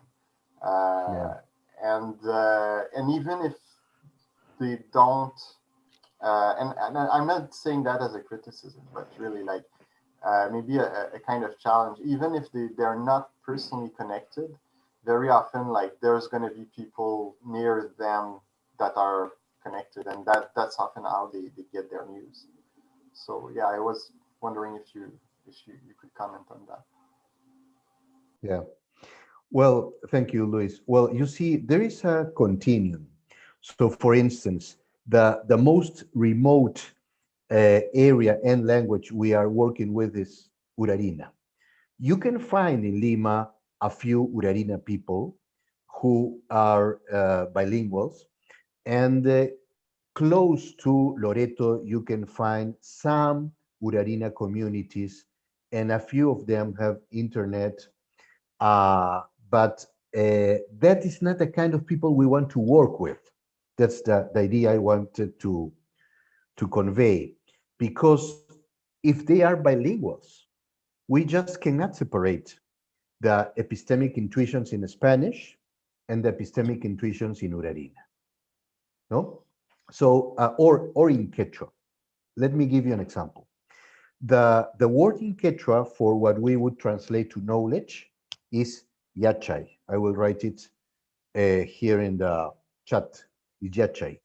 Yachay is normally translated into knowledge. Well, conocimiento in Castellano, of course. No, not in English. In Castellano would be conocimiento.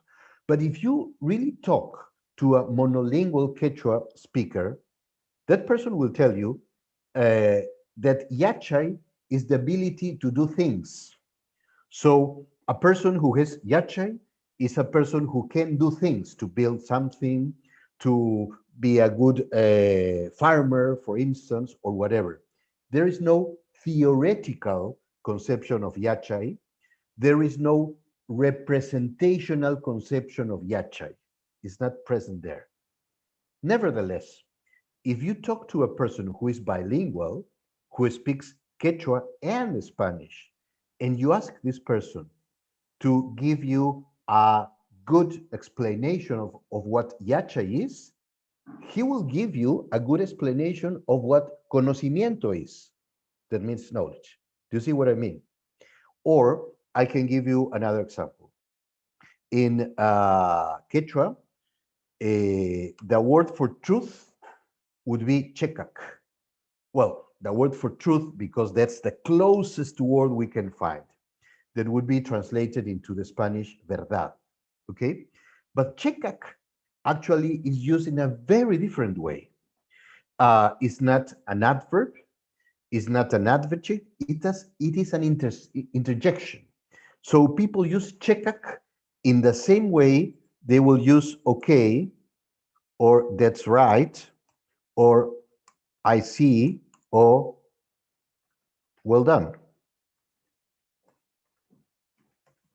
That's how people use chekak. But as I was saying, if you ask a bilingual to give you an explanation of what chekak is, he or she will give you an explanation of what verdad is in Spanish. No? And we need to separate both things. So you see, when we started the project in Peru, we had lots of meetings with academics, anthropologists, and linguists, and philosophers to have very clear our theoretical assumptions before starting the job. And what most of them told us, and what we finally decided to do, is to work with people with the little influence of Spanish as possible. So this had a price. The price is that we could do very little progress in Quechua and Urarina, but very good progress in Spanish, of course, no wonder, and good progress in Shipibo too, because we had a very good connection with the Shipibo community.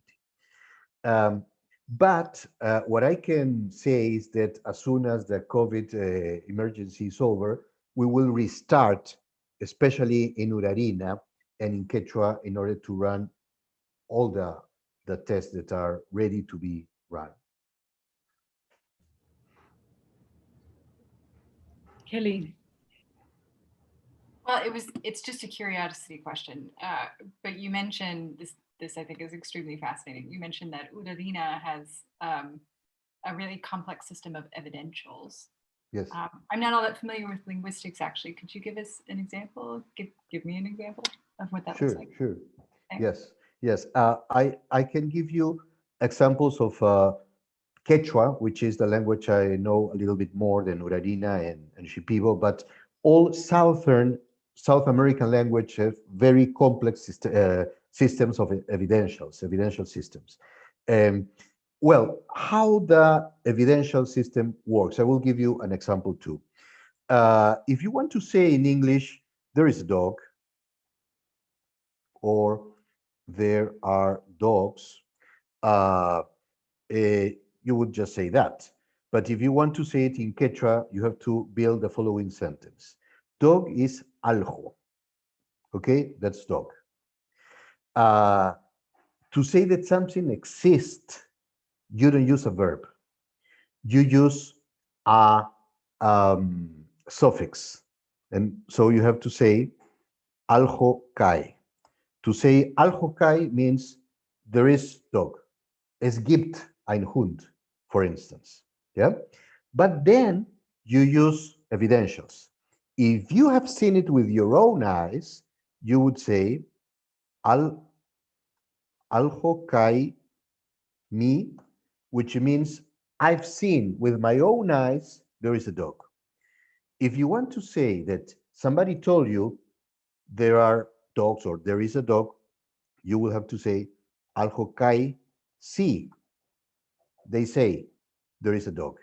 If you want to say there is the possibility that there is a dog, you will have to say aljo kai chi. Now, you are compelled by the language to use one of these suffixes. You cannot avoid using it. It's like if in English you don't use a plural. You have to either use singular or plural. There's no way you can escape of that. In Quechua, you have to use one of these three evidentials. There's no way you can avoid it. But the question is how they use in practical issues evidentials. For instance, the first one, me, is used only if you have seen it. So for instance, if you have certainty about something, but you have not seen it, you cannot use me. For instance, I wouldn't be able to say Christopher Columbus discovered America because I've never seen it. I didn't see it. I saw books, perhaps. I cannot say the earth is round. I never saw that, no? But I can say something about my dreams because I saw my dreams, no? And for that reason, in some of these communities, dreams are used in their legal systems as proofs. So if you go to court and you say, Mr. A killed Mr. B, and the judge asks you, how do you know? I can say, well, I had a dream. And in my dream, Mr. A killed Mr. B. And the judge will say, fair enough, he's guilty. So I want to convey many things with this. I want to convey how different these communities are with communities we are normally used to work. And the second thing I want to explain is how this system of evidentials work. The language with a more complex evidential system in the world is Matses, which is also spoken in Peru, in the border with Brazil, and there is only one person in the world that has made a dictionary of Matses English. He is an American Peruvian anthropologist. So I think this is the answer I could give you. If you want more info about this, I can give you more info. It's a problem that is very important and very interesting for me, because one of the questions I have in mind is, to what extent a language that has a system of evidentials would have their concepts of knowledge affected by them or not? That's really I amazing. I had questions, but thank you very much. That was very interesting. Thank you very much, Pablo. Again, unfortunately, we're out of time. And Thank you very much. If we can just come back in 12 minutes time, preferably without my having to use the megaphone in the pool. Thanks again. Thank you. Clark, Clark, are you there? Yes. Can we talk for a little bit? Sure. Yep. So yes, I don't know if we use this or the chat room. I think this is okay, right? Yeah, I suppose. Yeah. So Clark, what are your views about the book? What do you think we should do now?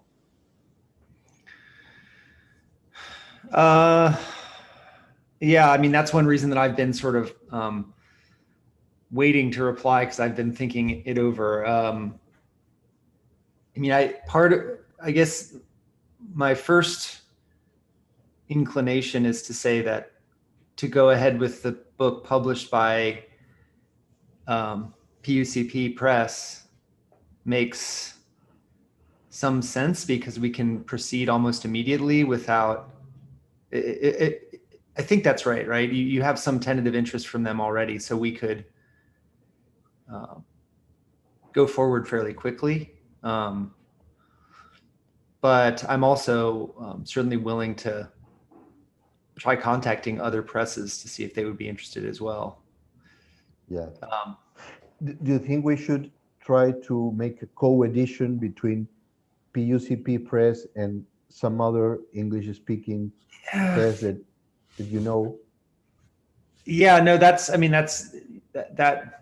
was the original plan with UC, which, obviously they're not interested in that now. So I suppose, I guess the other question I would ask is, you said a few things in your email about the sort of distribution possibilities of PUCP Press, but I mean, is it the kind of thing that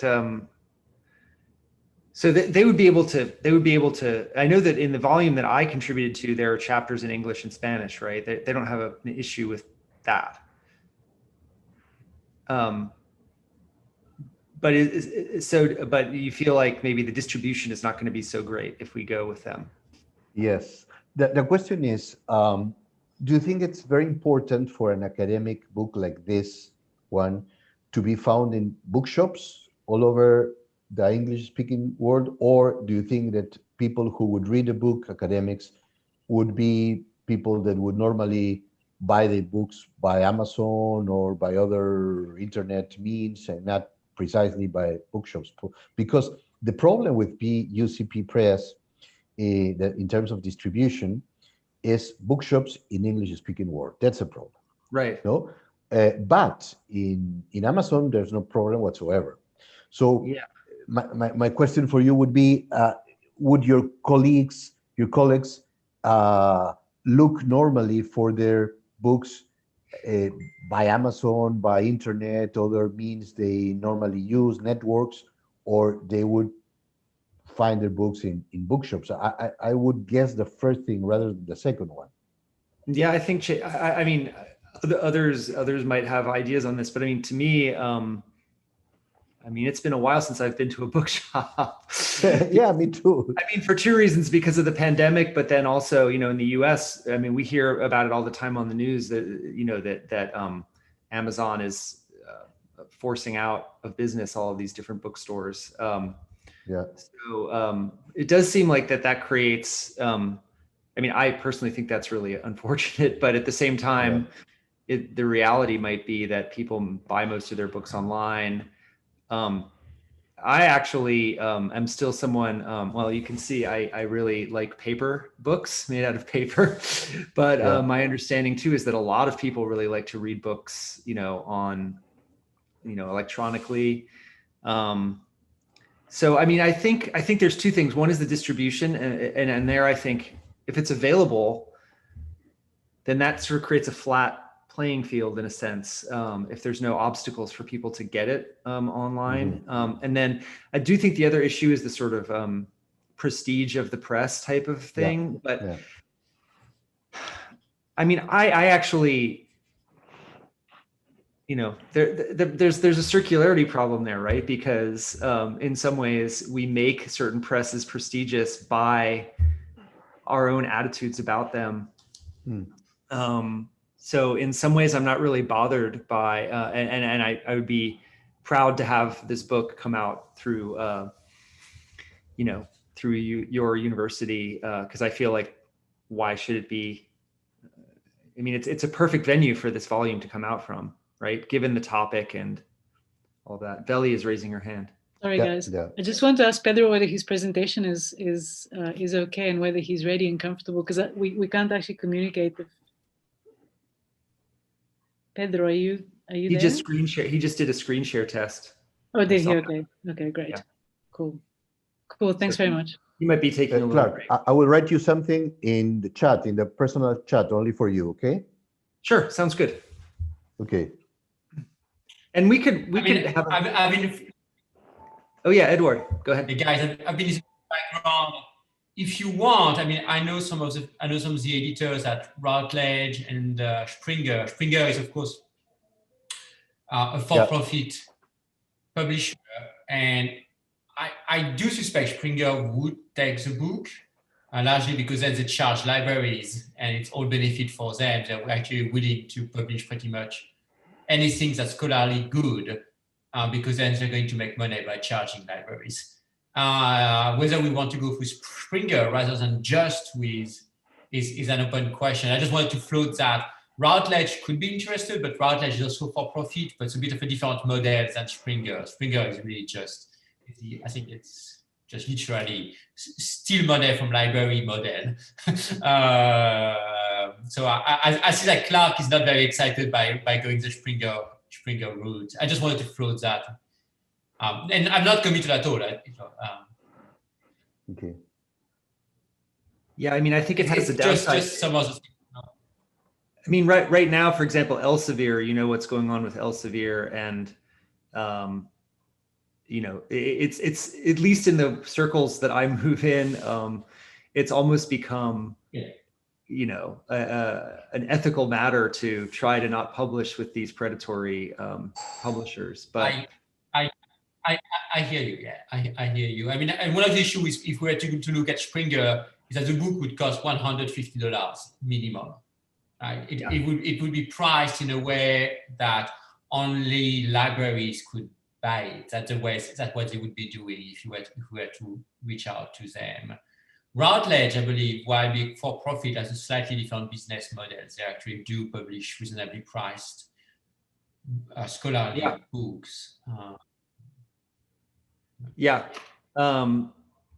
So I mean, I guess my initial take on it is I actually feel happy, given that this is a South American based project, to have it be published in South America and to then use our networks of social, or various ways of just trying to get the book publicized. And my initial hunch is also that it creates more of a accessibility thing, that people will be able to access it. And I guess the thing there that I don't know quite how to deal with is several of our co-contributors agreed to be part of the volume with the understanding that we were going to shop it to the UC Press. I don't know what they would think. So, I mean, we could maybe, if we decided to do that, we could give them the option.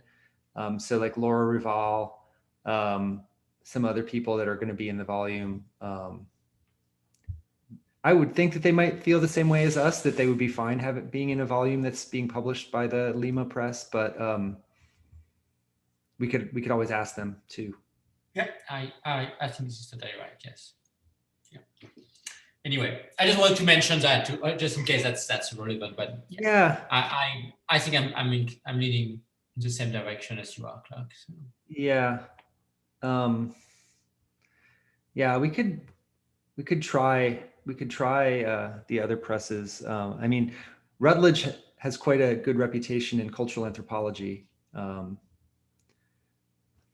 So I mean, there's that, but yeah.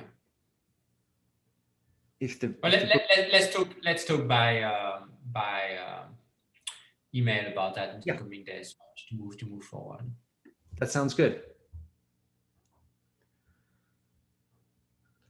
For those of you who are here that are listening, what we're talking about is a book that we've talked about with just among the South American teams, to a book project having to do with the South American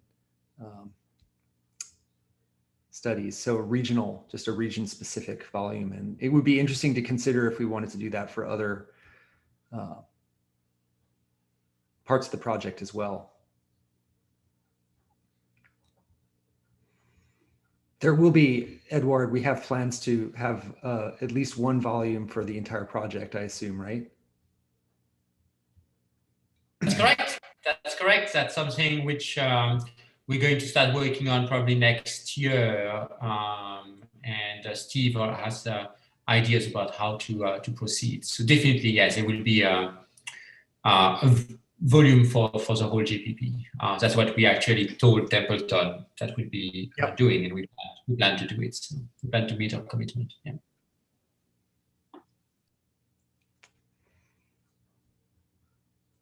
Pedro, how are things in Ecuador? Hi, Clark. We are basically all universities are not open yet, and also schools, middle schools are not open, and businesses are mostly open halfway, and even some public agencies are just open halfway, and besides that, I think since June at least, we haven't had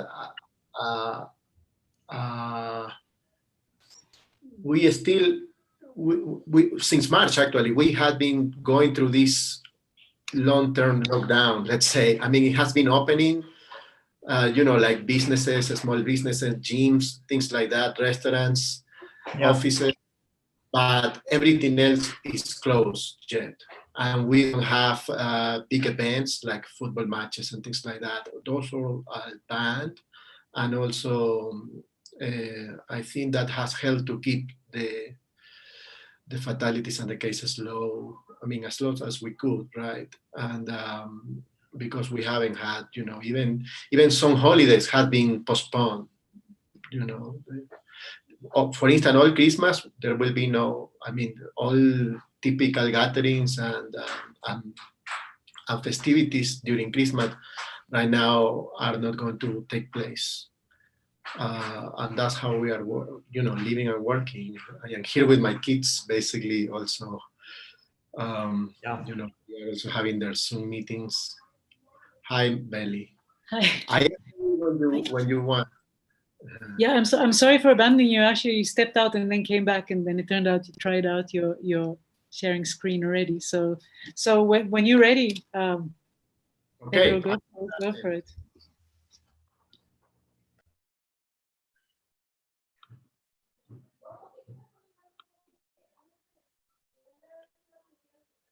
Let me go to the.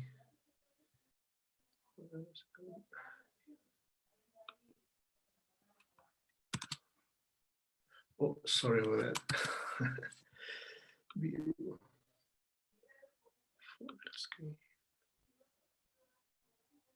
Hi, everybody can see this in the right view, the presentation view? Yeah, we can. Okay, hi everybody again. I am Pedro Romero. This is the report of the Ecuador team together with Josh Homan, the postdoc in Ecuador. And I will go through my presentation giving you a 1920 review, what we did with GBR and what we did with the students in Quito. Also, I will talk a bit about, you know, what has been our reality with the pandemic here in Ecuador. And also then I will talk to you about the studies we completed since November 2019. And then I will spend some time giving you a sense of how does it look, the study aid online version. Also some preliminary results comparing the students and villagers from study aid. And then what we plan to do for 2021, okay?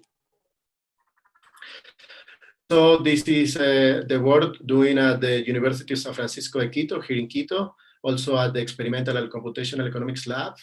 And the field sites we have are here on campus with the students, and also in the Oriente or Amazon region in Ecuador. I will show you a picture later, where we are working in Curinsa with Shiviar language, also with Tonampare with Guarani language, and in Puya and Shell with Quechua language, okay, Quechua Canelos, which is a variant of the Quechua that Pablo Quintanilla was talking to you about, okay. And then, so here is Quito. Where is my mouse? Right. And here are the other field sites, Tonampare with the Guarani in the Pastaza region. This is already the Amazon region. And Curinsa, where Josh spent several months last year, and with the Shiviar, okay? Here is Puyo and Shell, where this is what we plan to do since December, actually, to work with Quechua and also another Shiviar people who usually goes to the city. And I will describe you a little bit more about what are we going to do there and how are we going to approach the challenges of, you know, during this pandemic, trying to do some field work, because our main obstacle this year has been going to the field. This is Josh, the postdoc here, a picture of him working in the field. As you see how this is the kind of setting he is used to work. Here is the camera. And he has done an amazing job trying to organize this before the pandemic and now. There are a lot of challenges. So the fieldwork in Curinsa, with Shiviar, which is a language completely different from Quechua, was done during the September and October 2019. He ran the studies 1A, 4, 6, 7.3, 8, and 11. Okay, those were the results that you saw during Edward's presentation at the beginning. And also on campus last year, we ran the studies 1A, 8, 9, 8, 9B, and 11 with the student population. And we accomplished that last year. What has been happening with the COVID outbreak? So the first city who was, we have more or less the same phenomenon like in the US regarding that Guayaquil, which is the coastal city, the city where I come from, was the mostly hit by the pandemic, and in early March and April. And then after that, all over the country, it's been a slow process. Here in Quito right now, according to the national figures, we have more cases, but less fatalities than Guayaquil, but it has been a slow process. And that has implied that we have a nationwide lockdowns between March and May and early June, and curfews after that since June until around September, and restrictions on gatherings, PPE requirements. Those are also obligatory, mandatory. And even when you go to very open, wide spaces here, like parks, you will find people wearing their mask, and not to say in small places. And I think that has been actually very helpful. There are a few people who are not compliant. And no in-person research has been allowed until December 2020, as we'll explain you later. So therefore, actually what I have been able to do is to collect data via online and also via working with Zoom with the students, basically. So all research within indigenous communities that was part of the plan of yours was going from March to June during this year has to be stopped because of the pandemic. Okay, but he has been able to manage still some coordinating activities with indigenous leader for the second wave of studies. And in December, he will try to run a study 3 with Shiviar and study 1A with Guarani in Puyo. How is he going to do that? He has been able to rent a small property there in Puyo or outside of Puyo with enough space, with a spare room, and also with a medium-sized patio where he will organize the field studies and try to protect himself and also the people who will help him to do this, and also the participants, in smaller groups, all right? And this has been an important plan that we have since, even though, as I was saying before, and I was telling Claire before this talk, that there are still some restrictions regarding businesses, and for instance, universities are not open. There are gatherings or some, like people can have at least some number of people, 10 or 20 people in their places, as long as there is like an open space. Okay, so regarding what we did here with the online studies via Qualtrics, and also via Zoom, we have study 6, 140 students, study 7 from 7.1 through 7.4, overall sample of 330 students. And we just finished study 3 with a sample of, we collected data from 350 students. We are a university of more or less 8,000 students, and we have our own database and program that allow us to contact the students for these studies. And since there are several colleagues here working with the studies too, so students are familiarized with these online studies like via Qualtrics or other platforms. But with the study 1B, what we actually did, this was half of the study was begun before the pandemic, but after the pandemic, we finished it with the Zoom, having like Zoom meetings, because this is an interview based per one person each time study. We still waiting for some online protocol to run study 4 with the students here. Okay. Okay, there are some people who has been asking me, and I've been in contact with the Korean team, and also the Chinese team just finished like 3 weeks ago running a study 8, but in person with a small sample each time, so they have to run a very important amount of sessions in order to gather more or less 124 students. But I wanted to tell you that this study is, since the beginning, the online version, because there is a paper and pencil version that actually the Eastern European group finished the experiment last year, actually, and I'm very thankful for that. But the online version works through this software, which is Python-based. So the program is already done. You don't have to do anything. We already have the program. We have done it. I will show you a picture of the Chinese version. And it's easily deployed online on any device and can be integrated even with NTurk. You could use your tablets or your iPad or even cell phones to run this study online. And this is how it feels when you see it online. This is the introduction, the welcome page. This is one of the pages of the instructions for the students.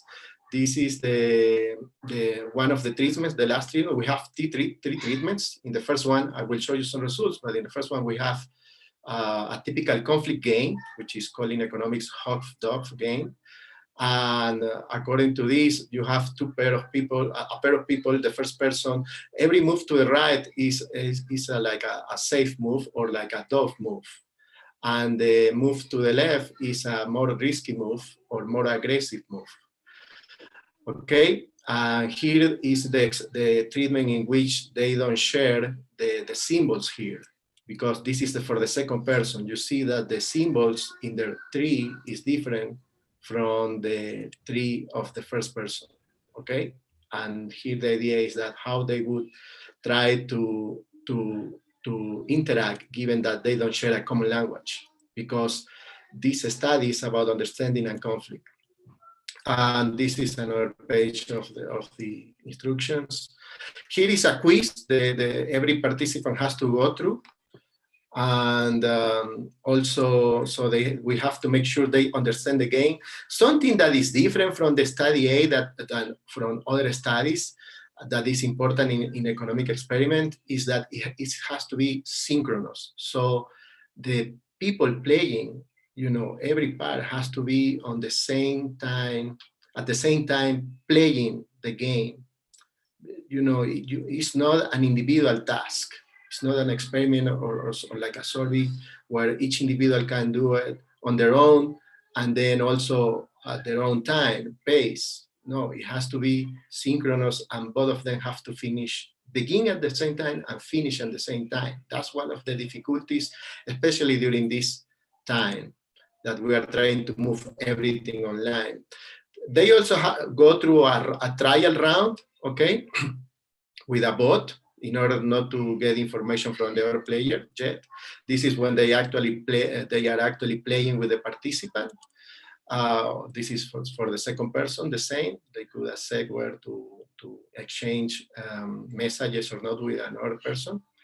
This is how you will see your results of the first stage. You have the points converted to money plus your show-up fee. Here is something that allows me to control for a variable that I need in order that in most of the economic games, we have what we call a strategic uncertainty. So we have to include a variable to control whether the subjects chose a given decision based on their risk aversion. Here, for instance, going from 1 to 5 implies that you are less risk averse, because if you see here, in the first gamble, you have the same payoff, okay? And this is randomized by the computer, by the program that we provide you. But in the last decision, if you pick this one, you will have an event that will provide you a lot of points, but another one with the same probability that will give you 0. So you are, if you pick that one, it means that you are less risk averse. And finally, you will see, you know, the increment if you actually pick the last one and were fortunate that the computer give you the A event, you will get more points. And then we have the survey with these kind of questions, and also more questions. These are not the only questions in the survey. And for the people who are running the experiment, actually, you will see this screenshot where you can monitor how each individual is going through the pages or the events of the game. And also you have the data and the payment. So you don't need to take notes of anything. And here is how does it look, you know, for instance, how much you have to pay each of them. You know, this is an example only with 2 subjects. And then after the experiment, as soon as it's over, you could download the data in CSV format or Excel format. And also some people, what has asking me a lot is about, you know, that probably our power purchasing parity here in Ecuador is very low compared to Korea or other countries, of course. But as I told them, you could easily set your participation fee. So this is the short fee, I don't know, $10, you know, because this experiment, you know, it doesn't last more than 45 minutes. The control, for instance, it won't take you more than 25 minutes. And then you could pay them anything plus, you know, any amount they earn during the game plus the participation fee could be $10. Also, you could fix, you know, the translation or the conversion rate from each point in the experiment to here.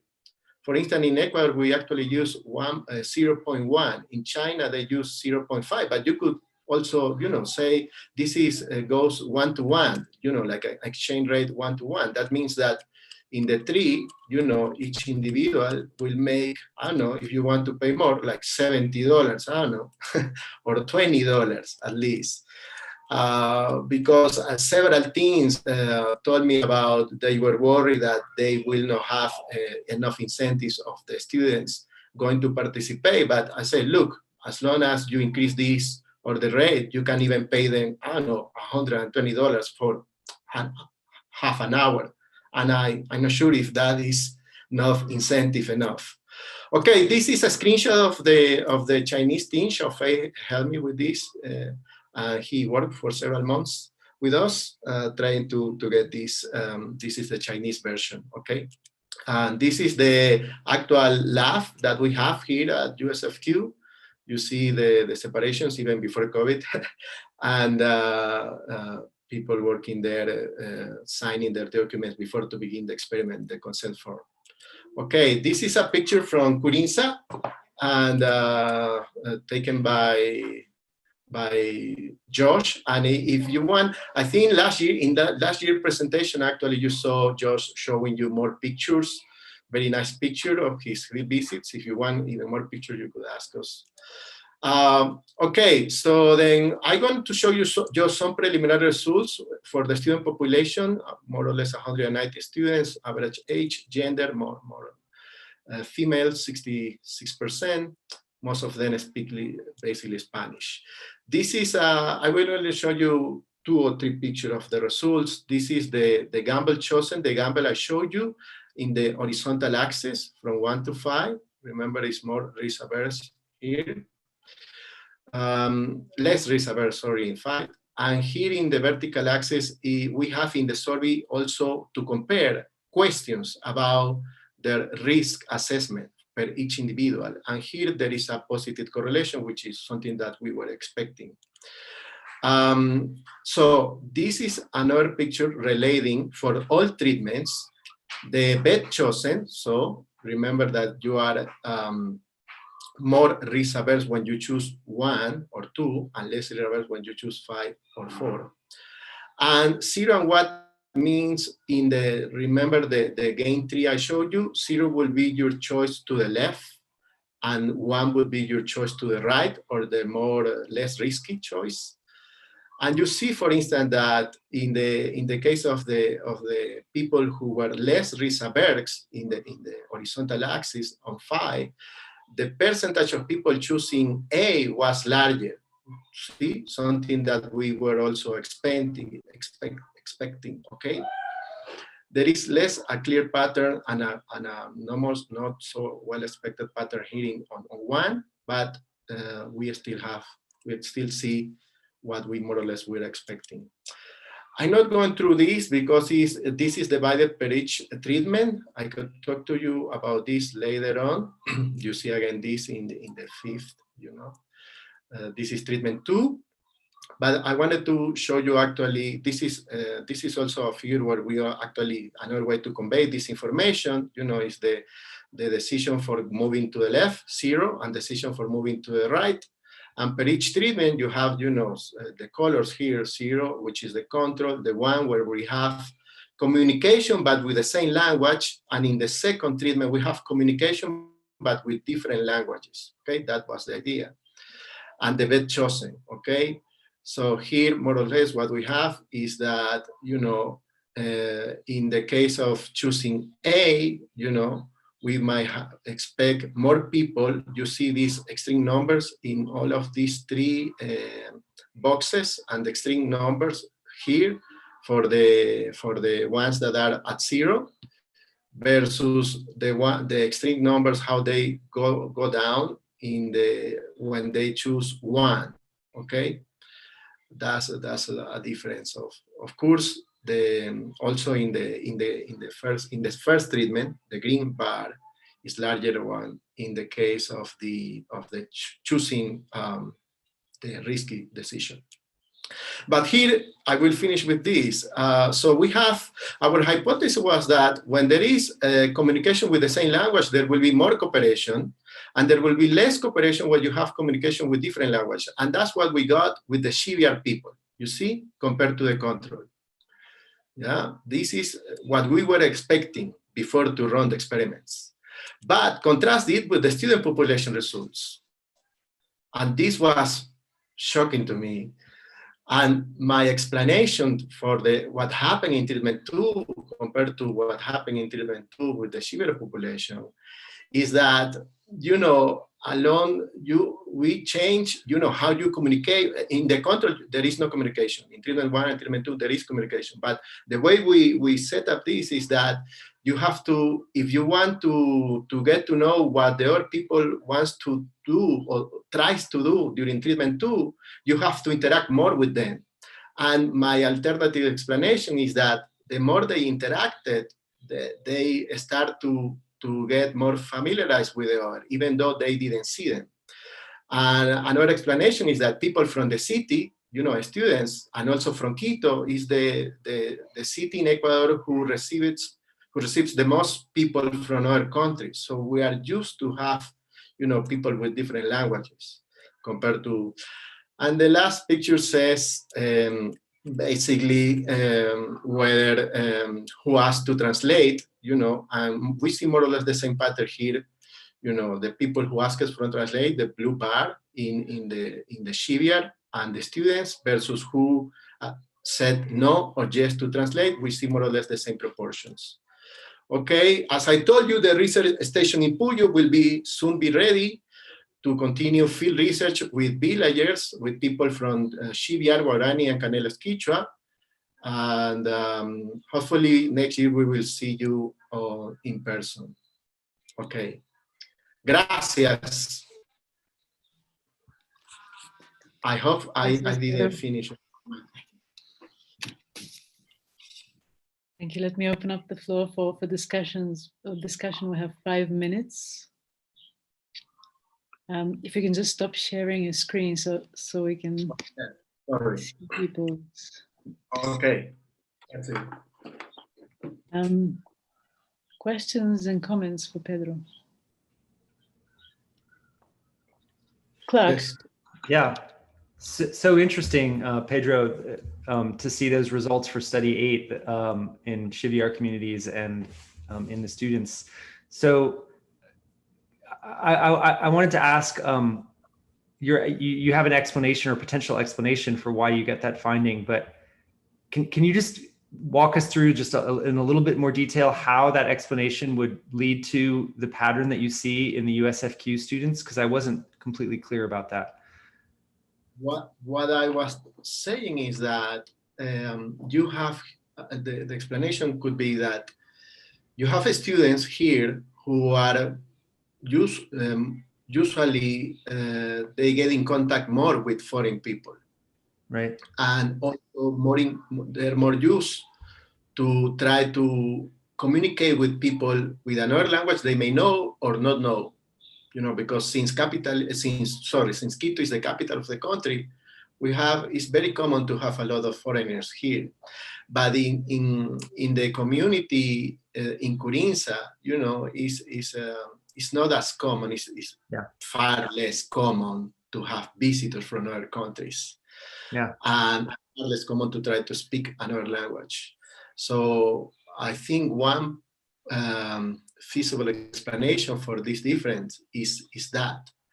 And from my knowledge of some literature regarding this, comparing villagers and students' populations, there are other anthropologists who have found more or less a similar pattern, and they had also attributed to closeness to markets, things like that. Right. And but another thing that I've been thinking about is that since in the control we have this conflict game without communication, okay. In the treatment one, the reason we were expecting more cooperation is that because you have communication through messages, and the literature tells you that when there is communication, there will be more cooperation. So because communication enhances cooperation. Okay, but in the student population, we don't see that difference there versus the control. But you do see that difference in the severe community. They actually increase their cooperation rate. And then that cooperation rate in the severe community goes down, more or less similar to what happens in the control, something that we were expecting.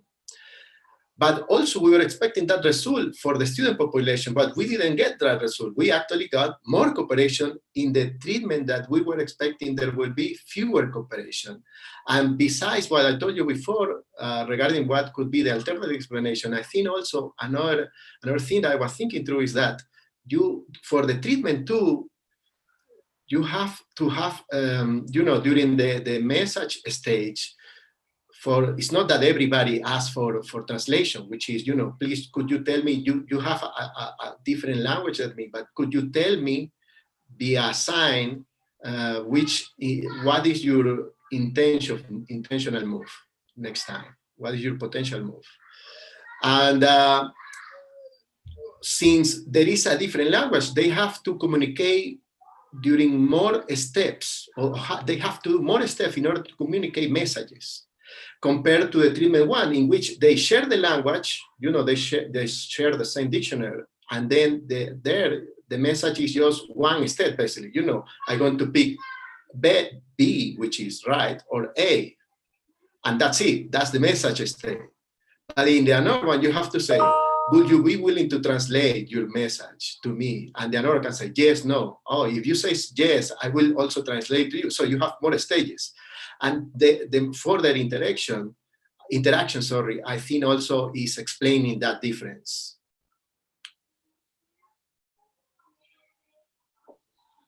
Thanks. We have time for one brief question, Eduardo. Liliana can go. Go ahead, Liliana. Liliana? Are you sure? Thank you. Can you hear me? Yes, I do. First of all, Pedro, it's very nice to actually finally see you in person. I'm very curious to ask about questions, and very grateful to hear about the Ecuadorian sample for study 8, because I was with Dr. Yertievich running the study 8 in Eastern Europe. So this is very interesting for me to see the data.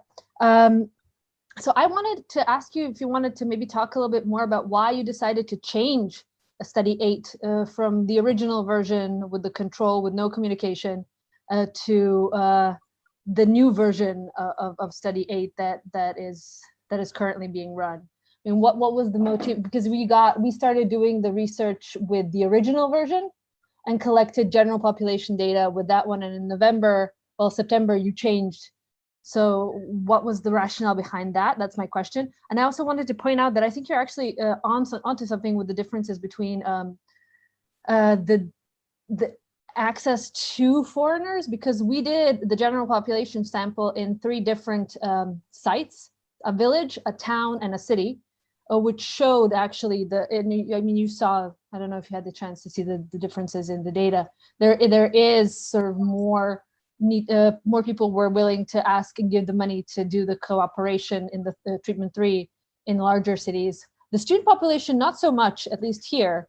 And you forgot to mention it, or maybe deliberately didn't, the possibility to lie in their answers, which because we ran in pencil and paper version, actually saw the students making those decisions. A lot of them chose to lie, to say I'm choosing A or whatever symbol rather than the one that they actually chose. So those are my questions. Let me go through the first one about we did a change, but we didn't change in the control version. In the control, there was always no communication. Only this, you will tell your decision, or there will be a decision between each pair of subjects playing. And but we did change, and this was the rationale was because thinking about people like you actually, and especially also in order to compare with the villagers, there is an issue because I have done before other studies in small communities, in ethnic communities here in Ecuador. And in the first version, I did what is a standard setup, which is a simultaneous decision game in which each individual makes their decisions without knowing what the other subject did. And in economics, that's usually done in order to extract or retrieve information, like they would do, trying not to bias their decision or not giving more information.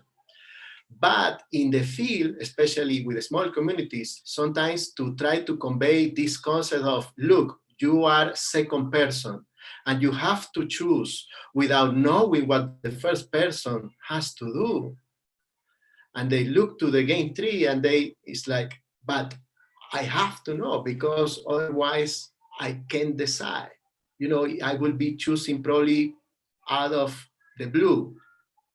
And that is an important problem that when I had spoken to another colleagues, if people is choosing out of confusion, in this case, the second person, is worse than when they, how could fix that problem is that by doing the games actually sequential, right? Which is also, that also within the theory of this kind of games, you could do it simultaneously or sequential.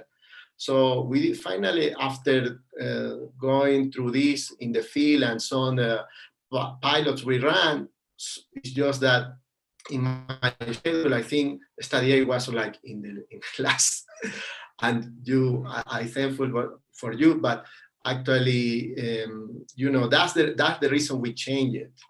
And but regarding your data, we are just beginning actually to analyze, because of the pandemic and also because I've been teaching more than I usually teach this year. I have been able to go through all the data from your team too. But we are going to go through this. Also, the issue about lies that you mentioned is also another very important aspect of our study that we are going to look further with the other samples too, because actually, that is something that we more or less find the same pattern in students here. And that's also very important. You say, I want to do something, and then you change your mind. But I hope I answered all your questions. Did I, or there is anything more? Okay, thank you. Thank you very much. I'm afraid we're going to have to stop there because we're running 5 minutes late. Can I have a quick show of hands? Should we just push on with Martin's presentation, the Eastern European theme, and then have a slightly longer break, or do we want to have a quick convenience break and come back? Push on, raise your hands, push on, okay, looks good. Cool, Martin, do you mind? Yes. Great, perfect. If you can just share your screen with us, that's brilliant. I try to share my screen right now. I hope that.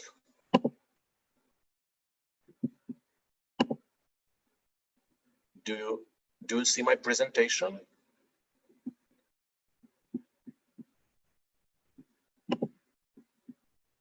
Do you see it? Yep. Okay. Yeah, but we don't see the presentation view. We're seeing your. Oh, yes. And now? Perfectly. Yeah, that looks good. Okay. Thank you very much. So first of all, I would like to present my research team. I was glad to work with. So we had eight researchers, including myself, and they collected. We were collecting data in six field sites. You can see them pictured in red. But of course, there were overlaps as far as people are concerned, and we had 5 languages because Bosnia and Herzegovina and Serbia were part of former Yugoslavia, and the languages are very similar. So 5 languages, 6 sites, and eight researchers. So first of all, let me share some thoughts about this project. My original intention was to collect, of course, as many data sets as possible, and that was the reason I tried to back up, so to say, the double or even triple backup as far as the studies are concerned.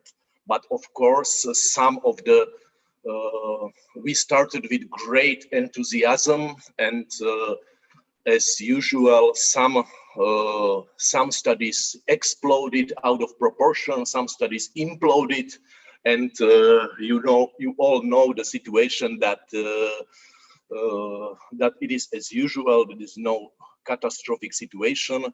So my intention was to collect at minimum at least one data set from Eastern Europe for each study during this first wave. Sometimes we were successful to collect 2 or 3 data sets. Sometimes we ended up only with 1 data set, but this original intention was fulfilled. But the things are not so easy as presented, because the studies, as you all know it, were extremely different in terms of time, in terms of effort, in terms of research design, and so on, because of course it is more difficult to collect data within research design with complicated experimental settings in comparison with, face-to-face questionnaire or recording or something like that, which is in itself, effortful. We strongly preferred, because we are anthropologists, cultural and social anthropologists, to collect data by means of face-to-face interviews, even if questionnaires were involved. We were collecting data rather face-to-face. It required a lot of time, but the validity of data is little bit higher in this respect. Of course, we couldn't collect all data on our own. We had research assistants, but even we encouraged them to collect data face-to-face. Sometimes it was even necessary, because some studies, like 7 and 6, had very carefully balanced randomization protocols, and we couldn't just distribute something like questionnaires and waiting for them to be collected, because that would lead in hugely unbalanced collection of data. So even if there were some questionnaires or short stories or vignettes. We strongly encouraged our research assistants, and we supervised them in the way to collect data rather by means of face-to-face interviews. Sometimes I have several incidental examples that some studies, the first or even second attempt failed because of that, because the student working as research assistant tried to make her or his task easier to distribute the questionnaires, but of course the rejection rate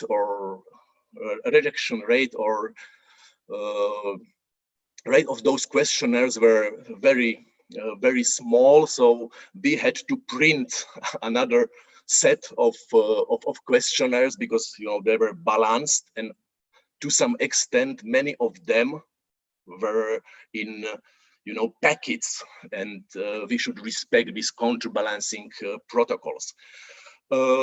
But anyway, just to present some information about our field sites, so I will try to show you shortly where we were collecting our data. So this is the one of the 3 Serbian sites. Liliana, my colleague, already announced that she and our other colleague Daniela were collecting data in Serbia, part of the former Yugoslavia. This is one of the field sites in Serbia. It is city of Zrenjanin in northern Serbia. So, of course, if you will have some questions about those Serbian field sites, Liliana will answer them.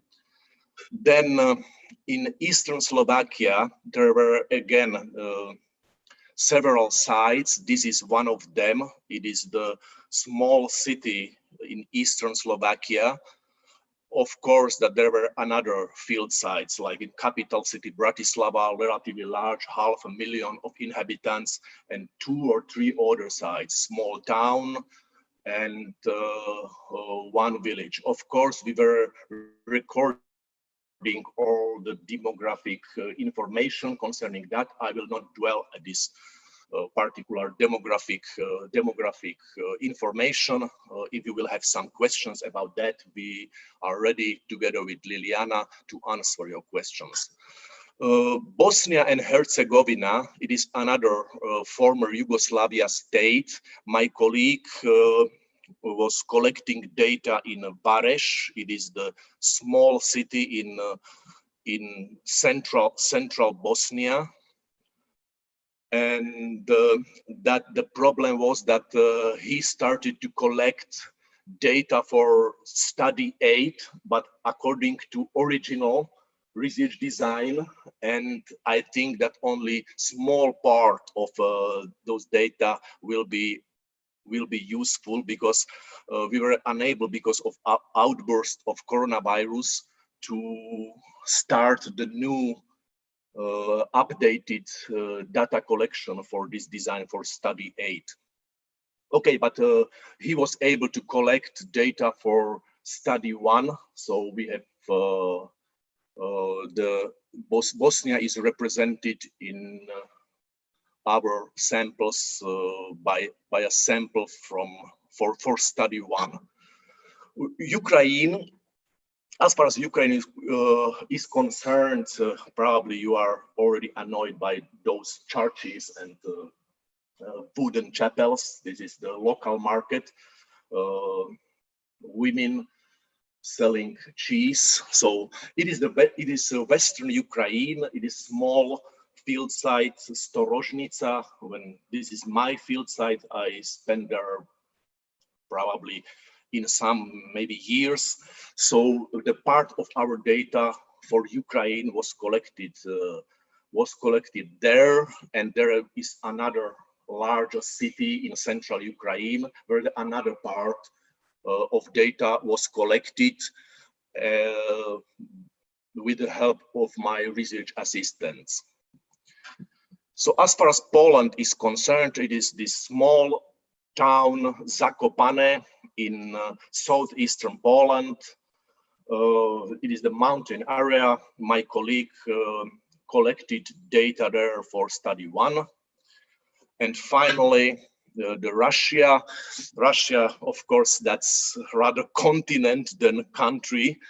So we had 2 field sites in Russia, Syktyvkar in central Russia and St. Petersburg, former capital city in northwestern Russia. It is not pictured here.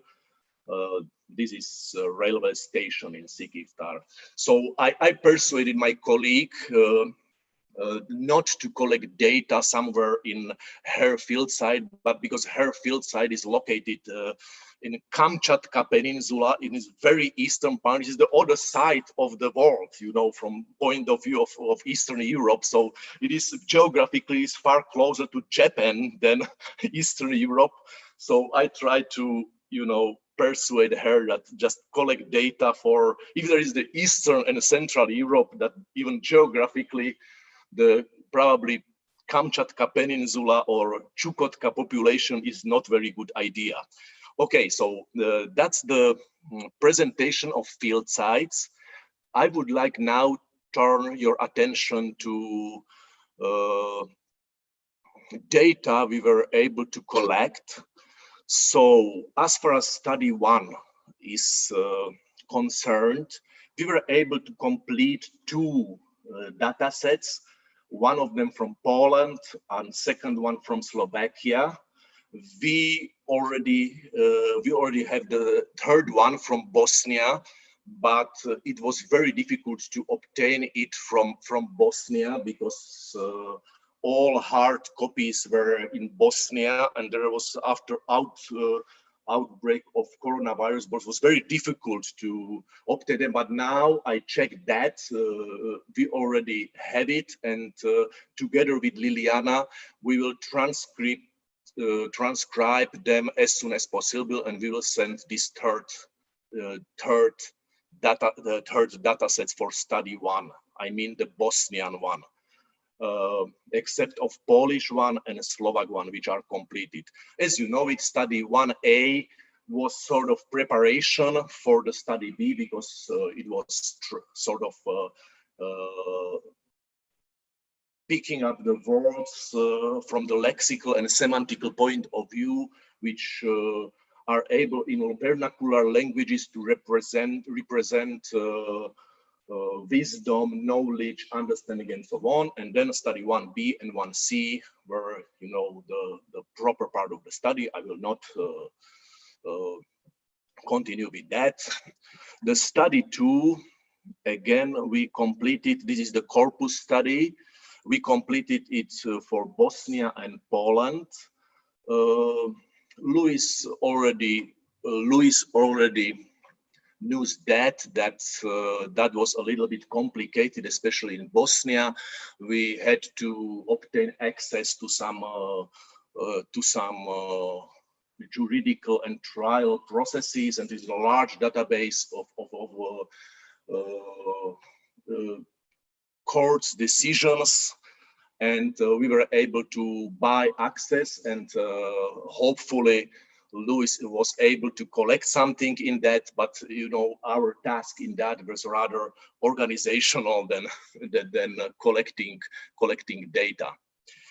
As far as study 3 is concerned, we completed Russian sample, and now we are collecting and finishing the Slovak sample, because it was started additionally, because we were waiting so long for the Russian sample that for the sake of backup, I initiated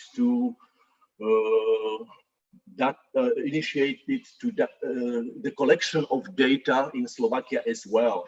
But in the meantime, the Russian sample arrived finally, so now probably we'll have 2 samples, the Russian sample and Slovak sample from the Eastern Europe. Study 4, we have the Serbo-Croatian, or the sample from Serbia, Again, the Slovak version is in progress. Data are collected right now. Study 6, we have 2 samples. I would like to make it quick because I cannot waste your time to speak something like 40 minutes. So the study 6 is complete. There was another technical problems with our data sets. Our dataset from study 6, because my research assistants from Ukraine paradoxically they were stuck in Slovakia, and it was a little bit tricky to obtain the hard copies from Ukraine because they were not allowed to travel home to pick up after holiday. But we fixed that issue. Now the data are completely transcribed. So I received them 1 week ago, and now I have to produce some final check, and I will send the second sample next week. Actually, study 7, we were able to complete Ukrainian and Slovak samples completely, all 4 versions. The most problematic part of study 7 were translations and back translations, because you know many of especially Ukrainian words for lying have very tricky meanings sometimes, and we were spending a lot of time to fix all those issues and to end up with the proper versions of our materials. Liliana was already speaking about study 8. Now, actually, we cannot probably use, except of some bare minimum, the Bosnian material, and now 2 data collections are in progress: Serbo-Croatian and Serbian and Slovakian sample, and finally we have only 1 sample, I mean Slovak sample, for studies 9 and 11. I will not speak about that because Edward already presented our data, and you know that our sample was included. So the last remark from my part is that, of course, none of those samples is in any means representative for population or state or something like that. We used always convenient sample. There was only 1 principle we were respecting, and that was we tried to collect the student and non-student sample. So we tried to do our best to provide that. Of course, the representativeness of samples would require a lot more effort, and for some states that would be, depending on principle, something like hundreds or thousands of persons. So representativeness of samples was beyond any reach, but I think that it is not necessary. You could see from Edward's presentation that some universal patterns are able to emerge even without representativeness. So that is even stronger support for the argument about some universal patterns if the samples are very heterogeneous with huge variability. So we have no way to assure the representativeness as far as data collection is concerned. It is rather our method was based on convenience sampling and snowball method for both from our part and our research assistants part. Okay, so I don't want to raise some very specific issues concerned our studies. Of course, there was a lot of problems, but we tried to resolve it in progress. I was collecting the studies 7 and 6, And sometimes, as far as my experience is concerned, the people, when there was the question of lying, many people started to, provide their own explanations. They started to argue with the persons in vignettes, and they were something like judging them as being either stupid or drunk, or sometimes, on the other hand, wise, and so on. So sometimes it took a lot of time to go back to the protocol and to speak with them that there is the past time to fill something in, because according to them, if there was some vignette or some short story, sometimes the first reaction was that this is the person in question is so stupid that it's unbelievable. Okay, but I don't want to provide you with this anecdotal evidence. And if you have some questions, I will be glad to answer any question you will pose. Thank you very much for your attention. Thank you very much, Martin. Questions and comments for Martin. If you can just unshare your screen, that'll be so. Yes, I'm trying to do that. Yes. I hope that I did it. Yep, brilliant. Questions and comments for Martin? It was Clark together. Go ahead, Clark. No, you go first, Edward. Okay. It was not a question more than a comment. So I hear you when you were talking about the nature of the samples, right? I mean, I don't think we have any place where we have anything that does not remotely look like a convenient sample. So I think that's a clear limitation of our study. The only study that goes slightly beyond the convenient sample is a COVID study, where we actually paid Qualtrics to collect a specific set of demographics. Now it's not a random sample either, because Qualtrics use specific panels. But at least we have some balance for the demographics. But otherwise, sadly it's a situation that's everywhere. It makes in some ways the similarities across samples more remarkable, doesn't it? You might expect like imbalances due to gender, ages, but yeah. Yes, I am.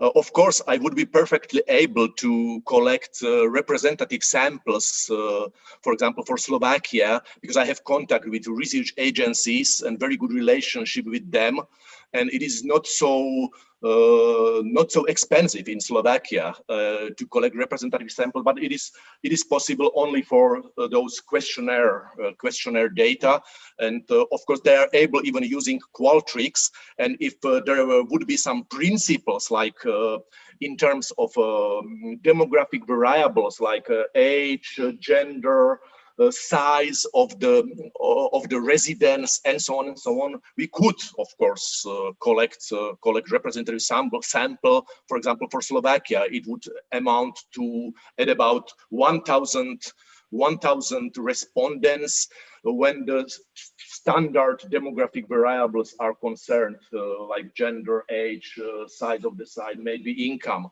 But of course, the more demography will come in, the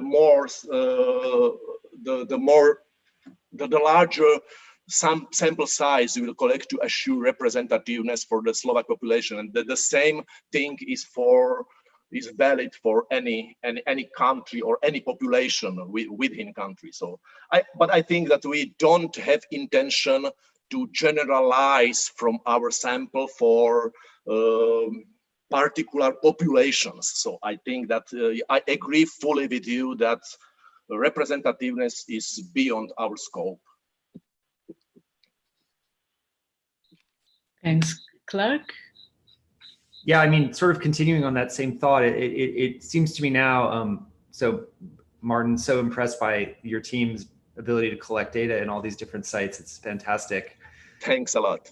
Yeah, and so it makes me think, we've been discussing on the project, at the scope of the entire geography philosophy, how we're going to conceptualize, the variation in populations that we're assessing. And we know, we already know that there's something, there's a lot of heterogeneity, right? Like the idea, like, as you said, like it's not really systematic, it's not really but what I'm seeing in your case, and then I also know this from having seen what's going on in the South American case that Pedro and Pablo were describing, is that we sort of have these regional areas where within a kind of geographic region, there's interesting sampling of different populations within a region. And I think, also hearing from Rukmini, their team, there's 3 different languages being, and 3 different groups being sampled in India. So I wonder, I'm just thinking out loud, when we're thinking about presenting this, our papers,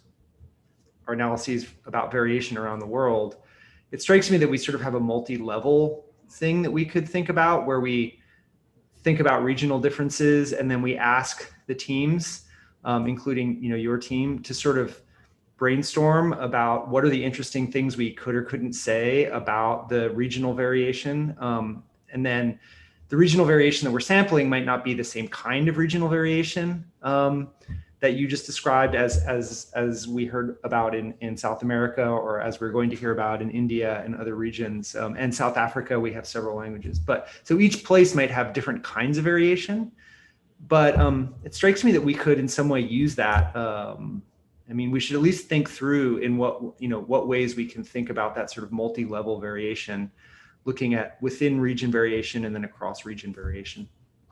Yes, thank you very much, Clark, for this question. It is a very interesting point. We were thinking about it with my colleagues, and you already said something we would like to suggest, because now, from this point of view, is the place where the history comes in, because all those so-called states are very, very, very young.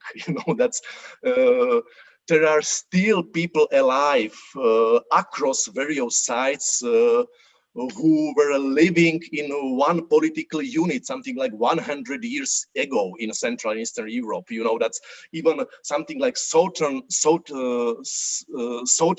Poland, Western Ukraine, large parts of Serbia, northern Serbia, parts of Bosnia were all part of Austrian-Hungarian Empire. So the politically, historically, and the many places, despite of heterogeneity, even socially, there are some overlaps because of history. So the populations were not isolated. So that would be extremly interesting question to put forward some hypothesis concerning, something like what's the influence of common history. It is not history something like 1,000 years, but it is history something like maybe 80 years, because how is impact of this history for variability in comparison with the completely different, for example, political system and so on. Another important thing is that the impact of socialism and communism era in many of those countries. And the third and last thing I would like to bring your attention to is post-socialist different ways and political turmoil out of those states in Central and Eastern Europe. But of course, in many places there are things like that, and it would be very, very, very useful to put our outcomes and our data into historical context of this sort. But I don't know by now, I don't know how to tackle this question, but it's of extreme importance, and it could be very interesting for me to have a brainstorm meeting to discuss all those issues.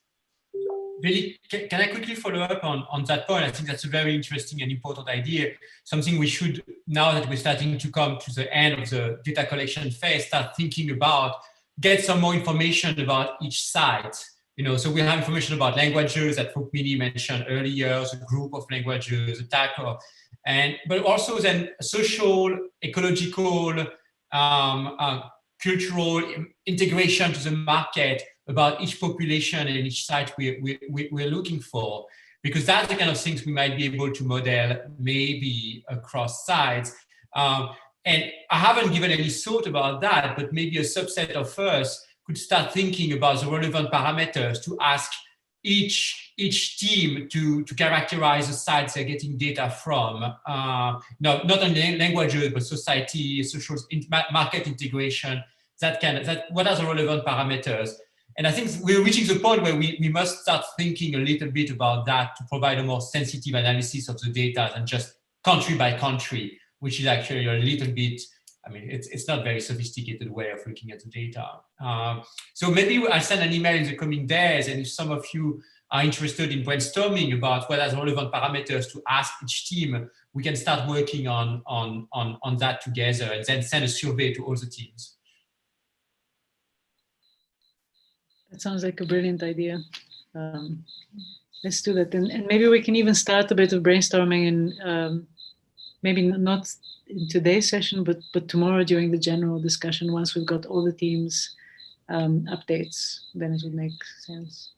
Just following that briefly as well. I mean, I agree with what Edward has suggested, but also, you know, using the expertise of each local area to, you know, to sort of nominate things, and then you know, ways, you know, Martin's mentioning like historical variation that has to do with the state organization of these places and history over you know, a century or something like that.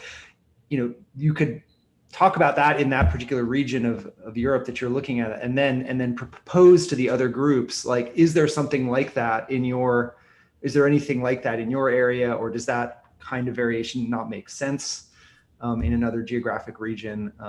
And then sort of do it in a bottom-up way to see if there end up being things. Because I always worry, you know, one of the big concerns with cross the world research is that we have these like one size fits all formulations, like individualism, collectivism. It's been heavily criticized in anthropology, but nevertheless, people still love to apply that lens as if it applies everywhere around the world. So it seems like we have an opportunity to kind of take regional expertise and then ask, can we create new variables to look at, you know, that aren't just the same ones, like market integration and things like that, that other studies have looked at. Great. Should we take a 10-minute break and then come back and kind of have a more general discussion of the things that we heard today? Is everyone happy with that? Okay. Yes. Great. So let's come back then at 22. Martin, can I 25-2. Can I ask everyone to please move to the other room to have private conversations, because if you have it on Zoom, then the same computer is heard across into the other room, and so that one has to get out of Zoom, if you know what I mean. So I'm not explaining it very well, but you get the point, right? Cool. Okay, thanks.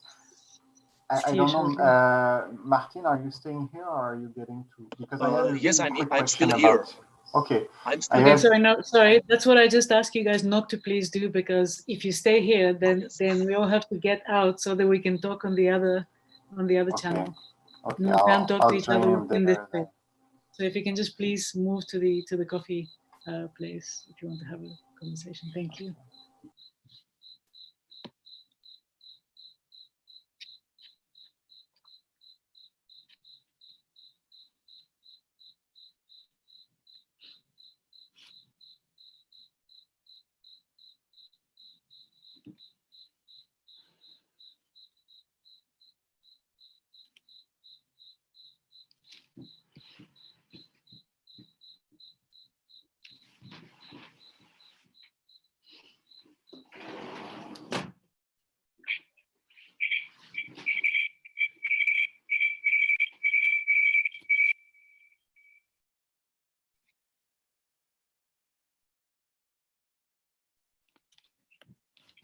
Hi guys.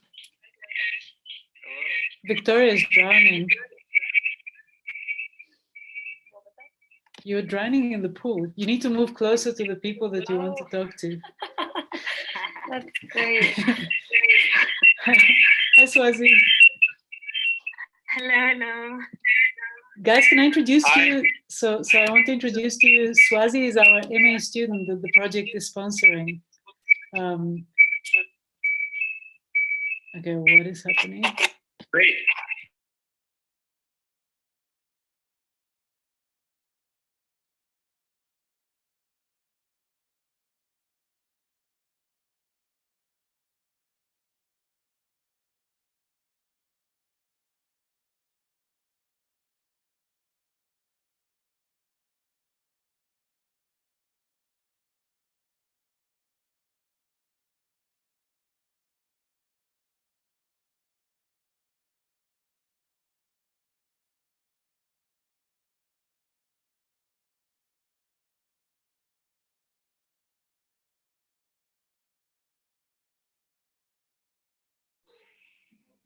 Hi, Professor Veli.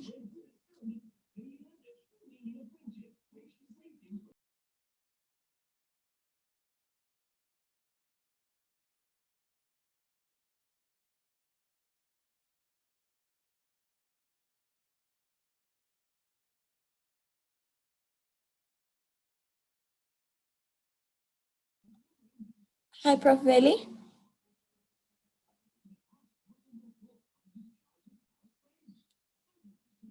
Prof. Veli.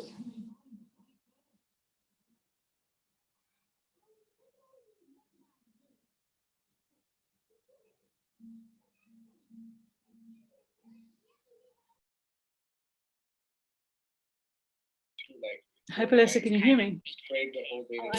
Yes, I can hear you. You wanted to? No, I just wanted to check your audio. There was a bit of an echo. Yeah, I think that was the problem because we were on the other channel and we're trying to talk to each other. Oh, okay. So that's the problem. I think initially I'll correct him. Is everything going okay? Yes. No, we are okay on this side. Right, thank you. Screen space, and that will, that's what he said.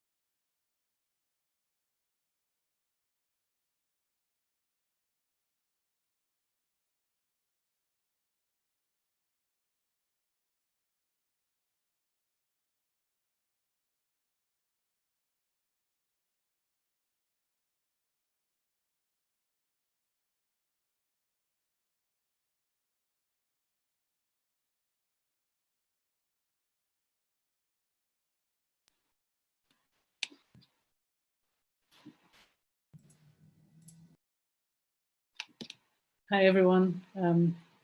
Apologies, we actually started a very interesting discussion next door, so this was the problem. So do the PIs want to run this in a way that is meaningful to you guys, that you know, concerns that you're picking up, or something that would be of interest to you to lead the discussion, or how do you want to play this? Clark, Steve. I'm showing you the board. So catch it up, please.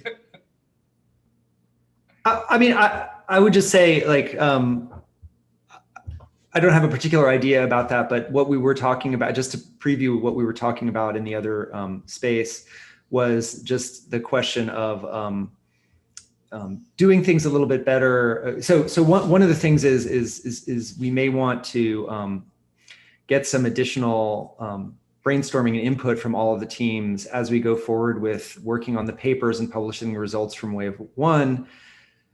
The two things we were talking about in that other space were the sort of the words that are being used in these different languages. This was something previewed by Pablo in his talk.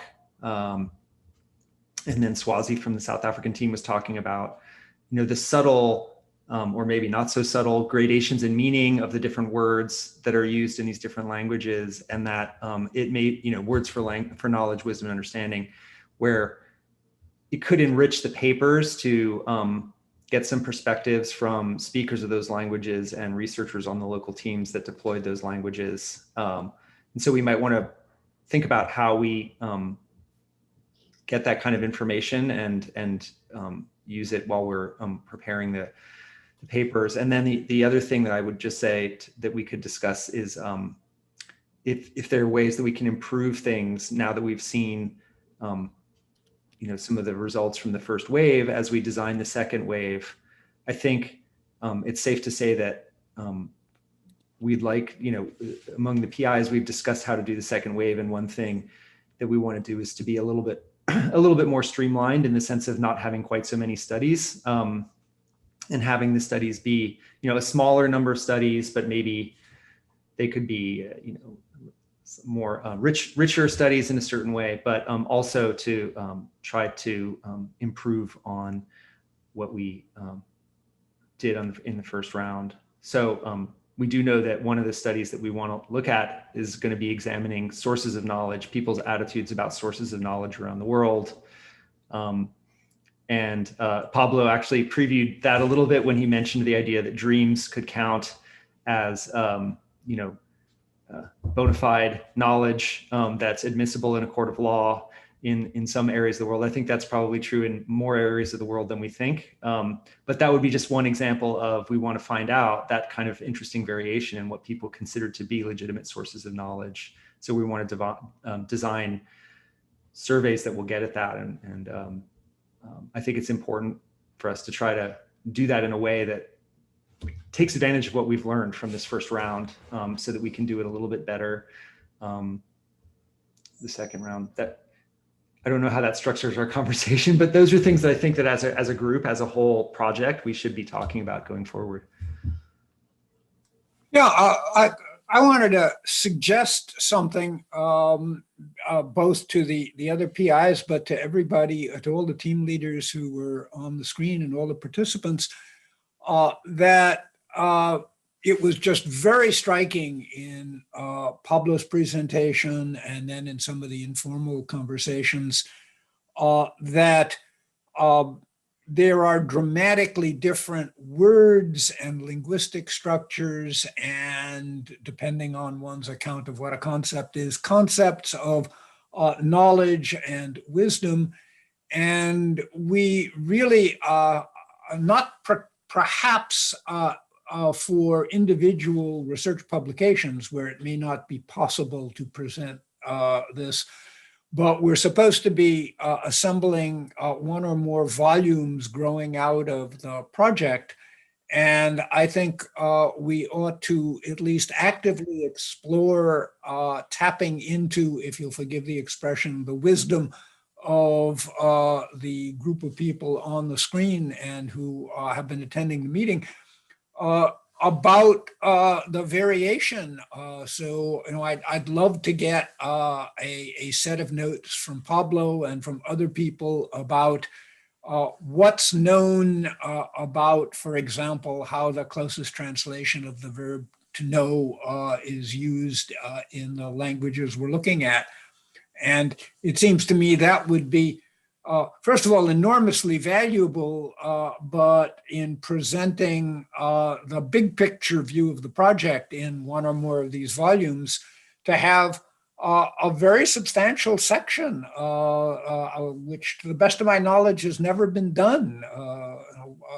Conceptions of knowledge ranging from isolated places in Peru to places in South Africa to places in China. So, and I'd be happy to coordinate, particularly if Pablo, if we can recruit you to draw up some notes and start with assembling that information. I'd be happy to take on that role of getting it ready for the project volume. Eduardo, are you comfortable with that, or? Entirely. I mean, I study one does a little bit about that in a sense. Does and study 1B, 1C, but that doesn't mean we should just rely on the data from study yet and exploit the data from study one. We could indeed rely on the expertise of the native speakers and professors and linguists that are associated in some ways with the team. And definitively, I totally agree actually with this idea. I mean, and Pablo mentioned in his presentation the connection between the best translation of knowing in one of the languages and action, which is, there's a huge literature on that idea in anthropology, right? That at least in some parts of the world, knowing is doing, right? That the knower is someone who actually knows how to do something rather than relates to what we philosophers would want to call a proposition, something that's expressible. And so, and that's something that somehow Western philosophers particularly are very insensitive to, that the first sense of knowing in many parts of the world is related to action. I think and I think that's clearly the kind of thing that in some way should be with subtlety, but discussed in a book. So I totally agree, Steve. I think Pablo has a comment. Yes, thank you. I wanted to say something really quick. Yes, in study one, we did something like that. And in Quechua, Urarina, Shipibo, there is a lot of research on the concept of knowledge, etc., but from a linguistic point of view, not from a philosophical point of view. That's the key difference. So Quechua, for instance, has been studied for 400 years. And there are lots of dictionaries in Quechua and anthropology, of course. But there is almost zero done from a philosophical point of view. So what do I mean with a philosophical point of view? The interest of connecting, for instance, the concept of knowledge with the concept of truth, or the concept of knowledge with the concept of belief. For instance, in Quechua, as I mentioned before, there is no concept of truth. Truth is an interjection. It's like saying, okay, no? Something also very interesting is that in Quechua, to be is not a verb, it's a suffix. So that changes completely our Western idea of philosophy. As for instance, reflection of what is it to be. In Quechua, you cannot ask the Aristotelian question, Titon, what is it to be something? Because a Quechua speaker would answer, what is it to be what? What do you know about, what do you want to know about what is it to be what? If you ask, no, I want to know what is it to be something, he or she will answer, that's a stupid question. I can tell you what is it to be a dog, what is it to be a swimming pool, but I cannot tell you what is it to be anything, because there is no such a thing as to be anything. But okay, the summary would be, yes, I am fully into what Steve suggests, and I think it would be really interesting to do it interdisciplinary and especially from a philosophical point of view. Great. I can't resist interjecting a joke. There's an old story about somebody reading the Bible and said, if I were walking through the desert and a bush burst into flame and said, I am that I am, I'd respond, you are that you are what? And can I mention a really quick joke too? This is a real story of G. Moore. He was buying a book in Cambridge and he asked, well, I want this book entitled On Knowledge. And the lady said, oh, knowledge of what, sir? And Moore said, you should be given a PhD.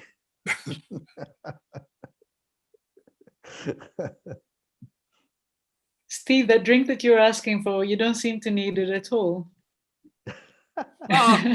Quite to the contrary. Great. I wonder. So I think this is a wonderful idea, and I know in some African languages that there are similar constructions and Quasi Oredo often makes this point in a lot of his writing, that some of the questions that we ask in English just don't make sense in a lot of Veli, are you or others on the South African team or people, colleagues that you can lure into working with us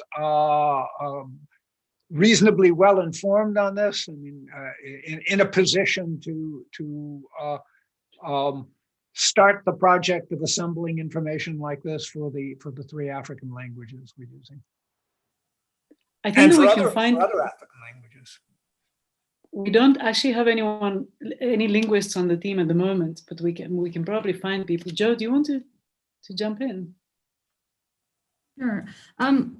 So I think it's a really interesting discussion, and I also like the fact that we seem to be at least talking a bit more openly about going a bit more towards qualitative data. And I think especially for like sort of the southern countries or like South Africa, this might be your option to go towards more indigenous ways of collecting data and to not have this danger that the North is imposing on the South. As for finding collaborators, yes, we can definitely find them. Like even now, if I ask people in the linguistics department, they generally help. And also from the African language department, I occasionally send them emails to find out stuff because I just don't know. And they are generally always willing to help. And I think for them, it's just always been, or at least also from my side, like I've never been able to give them like much of an offer to say, come and help us on this specific study, because in many ways, they're often only asked to do the translations rather than asked to give an opinion. And if we move towards more qualitative work and really ask these questions, I'm sure they'll be happy to jump on board. If that helps. I think Pedro had a question as well, or a point. Pedro, right? Yeah, yes, sorry. Pablo and Steve were talking about the issue of the knowledge, for instance, definition, or the difference between this more indigenous definition of knowledge versus the Western standard definition of knowledge. And I just wanted to make the questions, because I am not an expert on linguists. But something that caught my attention while Pablo was speaking is that you know, the definition of the indigenous people, the ones who are not bilingual, makes sense to me when I had been interacted with people here in Ecuador who only speak, you know, Quechua or Shuar or things like that. But and I was wondering to what extent the definition that Pablo provided for Yachais, for instance, when he said that bilingual people provides this more abstract definition of knowledge, to what extent is an imposition? I mean, probably that definition doesn't exist, according to what you basically said in your examples, doesn't exist for the people who only speaks and had been raised only speaking that language. And I am not a linguist, maybe that also happens in South Africa and other countries. And I don't know if that phenomenon has been studied before by others. It's something that calls the attention of, because if you have been raised in a city, but for some reason you have the mother language is a native language, but then you will raised in a city where you have to speak and you're being educated in a more Western language. And then you realize, okay, I'm going to make to write this dictionary, and I come with not only with my native language background, but also with this westernized background after I've been educated, 12, 18 years, I don't know. And then you actually are, assigning different meaning to what the locals and the natives actually mean. And I wonder to what extent those dictionaries, for instance, in Quechua, there are several dictionaries, and I don't know actually, and I use some of them, but I always wonder, is this what actually people mean or say in the local communities? And I don't know, because at least where I come from in economics, there is not this issue. We usually imply that every language is neutral to what people desire or mean. And I was very curious about that, even from a point of view of evolution. I had one also with some psychologists about evolution of languages. If it is at a different stage, I don't know. I was very curious about this. Let's hear from Rukmini, who is, I think, the only linguist on the screen. That's right. Yeah, sort of. Nobody in India says they are linguists or admits to being a linguist, because, we're always kind of in conflict about what linguistics is, because India has had such a long tradition of linguistics. And then, of course, people have been trained in Chomsky linguistics. So I'm a sort of person who's curious about language, but I don't have the courage to call myself a linguist. That said, I do have a couple of points. They're small points. The first one is to do with, I think it's Pablo's comment that he would like to look at populations which don't have any bilingualism. And we have, this raises a methodological point for us, which is that almost all the populations that we've looked at are bilingual in India, because we were not able to get populations who did not have at least a smattering of Hindi, English, and language mixing and sharing.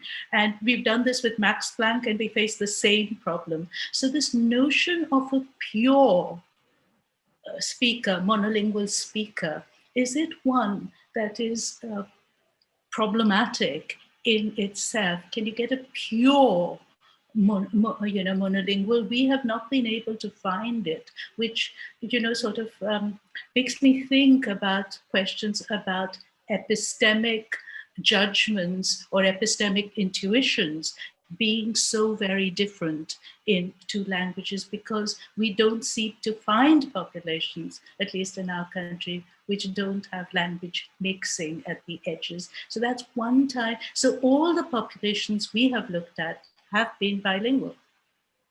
And so that's one kind of query that I would like to raise. The second type of question which occurred to me was to do with this notion of shared histories. And my idea is that, of course, shared histories don't only have to do with knowledge of language. They have to do with smells and food and music and touch, codes of touch, all kinds of modalities. And somehow when we think of shared histories, I know intimately, in a way, my neighbors from Pakistan, even if I haven't been there, because what we share is those kinds of cultural knowledges apart from history. And there's no way in which we're looking at embodied knowledge in these cultures in this study. Is there any way to do that? This is a question for the anthropologists, because we do share bodies.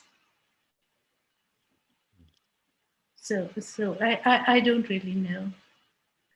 These are enormous questions for the 2 minutes that are left us. But can I support this request as well to the PIs as a methodological thing? And I was thinking about when Pablo was talking as well. So are we looking at languages as solely representative of a culture? So when Pablo was saying, no, we were really looking for the pure language, right? The one that's not tainted by Spanish, so to speak. But that presumes that there's a one-on-one map between culture, the kind of cultural thing that we're looking for, and the pure language. Whereas a lot of, and this is in South Africa as well, a lot of people are actually from that culture are bilingual. And if you want to know about that culture's concept, you want to know their concept, not the pure or whatever. So, I share Rukmini's concern here, and I think we all need to think about this very carefully. And Clark, are you going to have the last word? Liliana was trying to get in. Liliana had her hand up as well. Okay, you guys can divide 1 minute between the two of you. I'll be really quick if I can. I mean, just to echo back on that question of monolingualism, one of the issues that we've had also in Northern Serbia and over Eastern Europe generally is these are multi-ethnic communities, where, for example, in the Serbian sample, there were a lot of people who spoke Slovak, who spoke Hungarian, who were from biracial marriages. So we actually had to, in discussion with one of the team leaders, we actually excluded a particular village that is actually known anthropologically as sort of this multi-diverse little village with 30 nationalities, ethnic groups living together, which I think is a fascinating field site that we have access to. And one of the reasons why we excluded it was because of this discussion about do we need a pure Serbian speaker or a Serbian national, as opposed to someone who, our research assistant is both Bulgarian, Slovak, and Serbian in Serbia. So she has all these different ethnicities in her household. In that sense, I also, in the other question about sort of these shared histories and shared spaces, I wrote a blog on our collective postdoc blog about sort of the importance of this shared collective memory and knowledge and collective spaces. So what came sort of as an interesting thing in our study was this sort of remnants of socialism, not only in the ways in which people talked, thinked, but also in the spaces themselves. So we used a lot of these socialist infrastructural spaces, and they did sort of channel back to our participants' views of themselves and their role in the studies. So something about this embodiment of space and place, and I agree, smells and other sort of different modalities should be something to think about when we talk about specifically knowledge and knowledge production. So I'll leave it there. Also, this is Petra. She's the youngest member of our team. She's been very good so far. Clark, I'm afraid that Petra and Liliana took the last minute between them. So we give them the last word, the young generation. So I think we reconvene again tomorrow at, I don't even dare say what time, but standard South African time is 9 o'clock. And then you guys work it out from there.